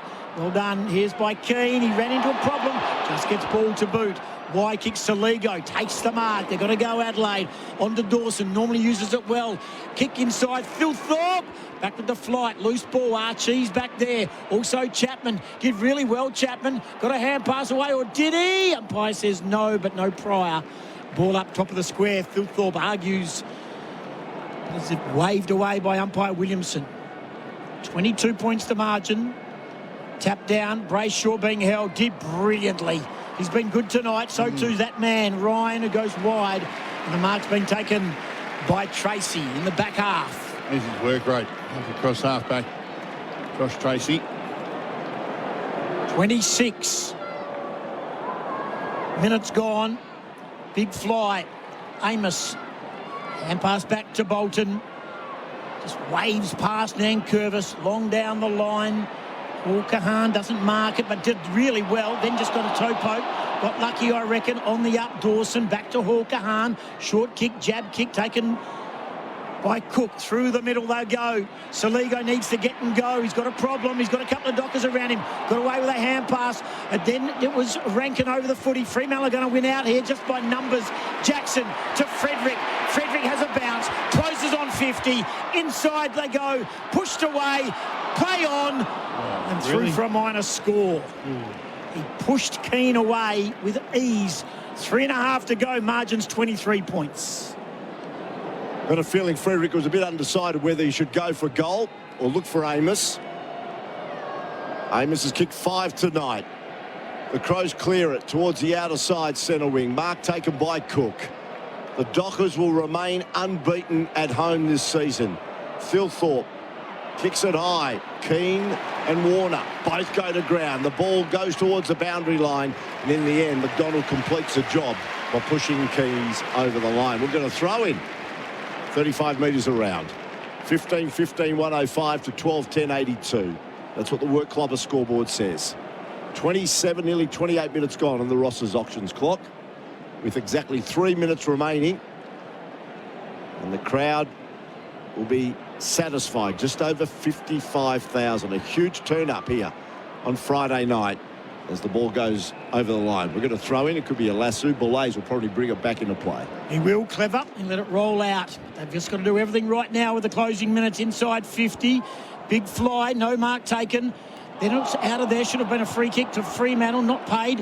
Hand pass back, Curtin. He got it to Saligo. Hand pass. Here's Rankin. Kick around the corner as a goal. Tops off a great night. He's first for the night. He's going to pick up the Brownlow votes, you would imagine, back-to-back weeks. That is outstanding from Rankin.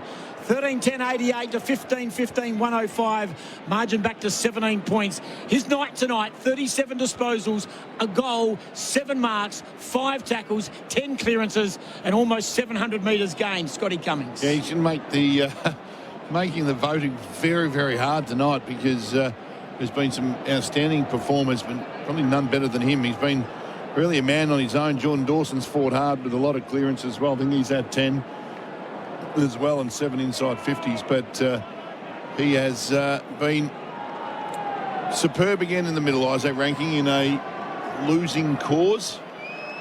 Does he get 3? Percentage will be important for Adelaide too. Yeah. Every single dot. Jackson, McAndrew wins it. Shark by Sarong. Gets a hurried kick. Picked up there by Laird. Paul Kahan tried to knock it on. In the end, it's the Dockers with the ball. Jackson. Here comes Voss. He'll try and knock it out to Bolton. Bolton's on it now. Wheels onto the right. He may go for goal from 50. And he does.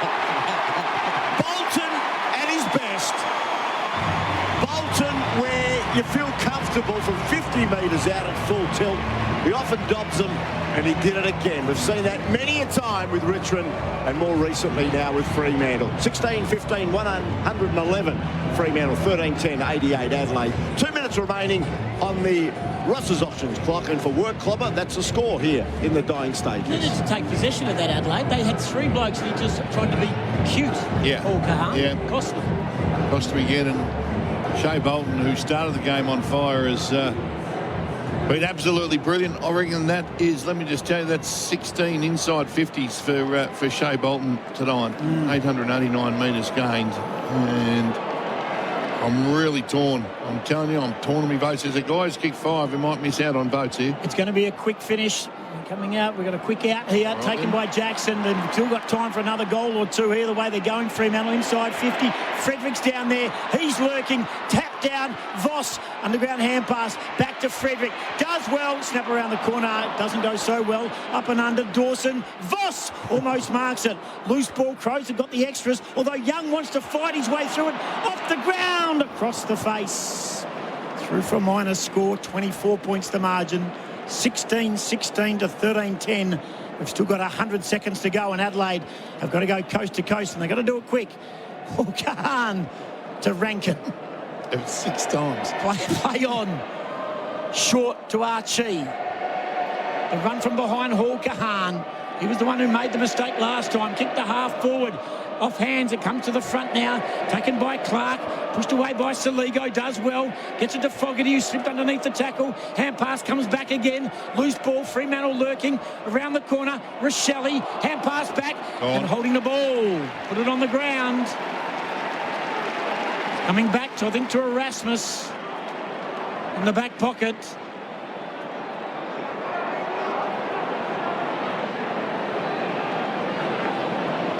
Holding the ball. He'll come to the broadcast wing.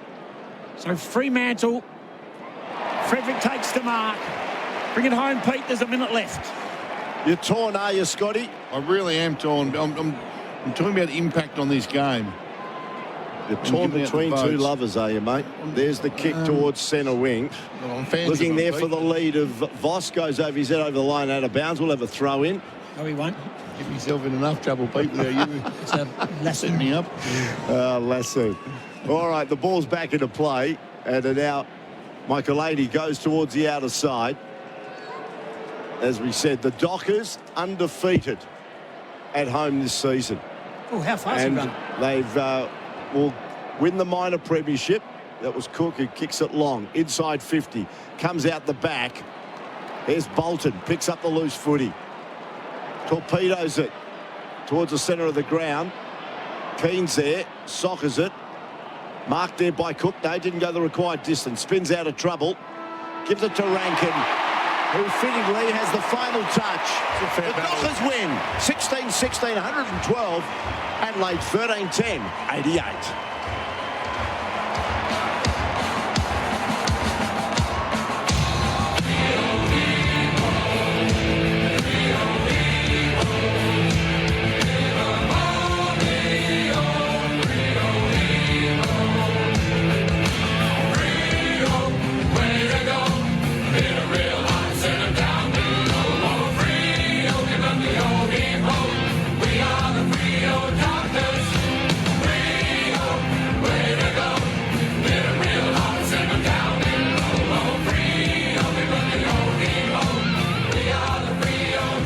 The Dockers win 16-16, 112 to 13-10, 88. This is the post-game show, a brief one for Crown Inn, a new crown for Rhinella, freshly renovated. Your family-friendly local in Adelaide southern suburbs is better than ever. Well done to the Dockers. The team celebrations continue thanks to Tobin Brothers, celebrating lives every day of the year. Scotty, let's kick it off with you. Stats for Horizon Perth. Of course, if you're looking at an EV van, that's where to go for Horizon Perth. Isaac Rankin with 39 and 1 goal 3. 29 for Sarong. 27 for Brayshaw. 27 for Dawson. 27 and a goal for Bolton. 25 Jordan Clark. 23 Hayden Young and Porton. Rory Ladd at 22 and Hal Khan at 20. Jackson was in a great battle with McAndrew. Had 20. Erasmus with 20 as well. That was a phenomenal performance across the board by a number of players. 12 clearances for Caleb Sarong, 5 inside 50s, 9 score involvements. Isaac Rankin on top of his 39, had 10 clearances, 5 inside 50s, 717 metres gained and 13 score involvements. Jordan Dawson had 10 clearances and 7 inside 50s, Young with 6 and 4. They were... there were some very good footballers out there on that very park much tonight so. in an absolute ding-dong battle. All right, the stats there for Fries in Perth. Let's look at the coach of the day for Go West Tours, charters, tours and rentals throughout WA. We'll zip through these because we'd love to get your votes, Scotty. J-Lo won the game. Fremantle wins, so J-Lo's coach of the night. I just thought, he continues to get this side up and about, and they were challenged in every aspect, but again, just held on and finished off stronger. So J-Lo wins coach of the day, thanks. Mark of the day for Margain Real Estate, sold by Margain again. A lot of strong marks, no absolute speckies. Chapman had it at half-time. Jordan Dawson took an absolute beauty in that third quarter, Pete. Over on the wing over there, he can have mark of the day. Goal of the day for instant windscreens and tinting. 132-444 is their number. Isaiah Dudley bobbing up and down like a cork in the ocean, Pete. He dodged one, he dodged two, he zipped and zagged and then kicked one over, and that was probably the straw that broke the camel's back. The best defender for Murray's, if you need a bit of a pest problem solved, no problem with the team from Murray's. A tough one, that, because there's been there's some serious good one-on-one contests down there. Borlay's on Tracy. Might have kicked a few and got away from him late. He could have kicked more than one, but Dave James Borlay, who I rate pretty highly. Good on you, mate. The veteran performance of the day for Providence Lifestyle Resorts. For over 50s, it's resort living every day. I'm going to give it to Mason Cox. He's the old boy of the team down there, and I don't reckon he lost a hit out tonight. I thought his work in the ruck was absolutely fantastic. Had 21 hit outs as the number 2 ruckman in the game, so he can be the veteran. Nice call. I thought Coxie was good, and a goal there, and a melee. Keep his spot in the team? I think he keeps his spot in the team, mate. Yeah. And you know what? Just keep him hungry, though. Keep dangling Sean Darcy around him. Yeah. Keep him hungry. This is the post-game show you're listening for Crown Inn, a new Crown for Rhinella, freshly renovated. Your family-friendly local in Adelaide's southern suburbs is better than ever. Before your votes, what about the unmissable moment for Drinkwise?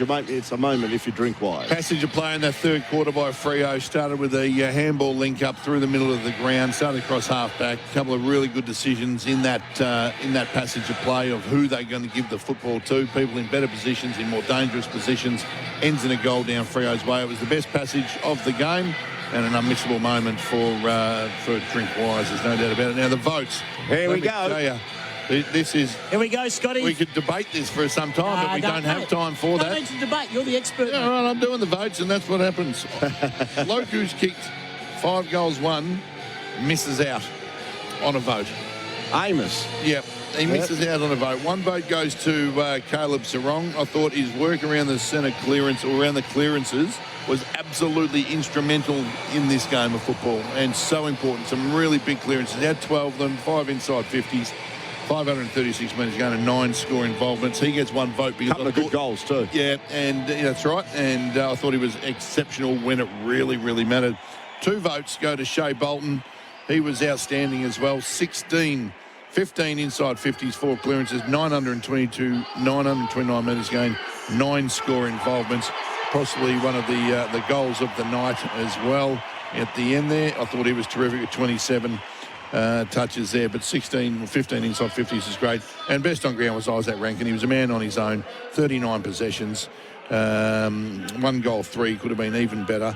But he had 10 clearances, 5 inside 50s, 13 score involvements, which led the way. Good on you for Ray White, Scotty Cummings. Well done, Scotty. Good night, guys. Well done, Tim Gossage. Well done, Scott Cummings. Well done, Lee Fletcher, Paul Heath. That's our team. It's been a long day. It's been a long day. What did you do, breakfast radio or something? Yeah. Oh, did you? And this has been the post-game show for Crown Inn. Thanks, boys. We'll be back here again next weekend. Oh, can't wait, Pete. It's a Sunday afternoon game at 5:20 Western Standard Time. That's lost. That quarter on Doc.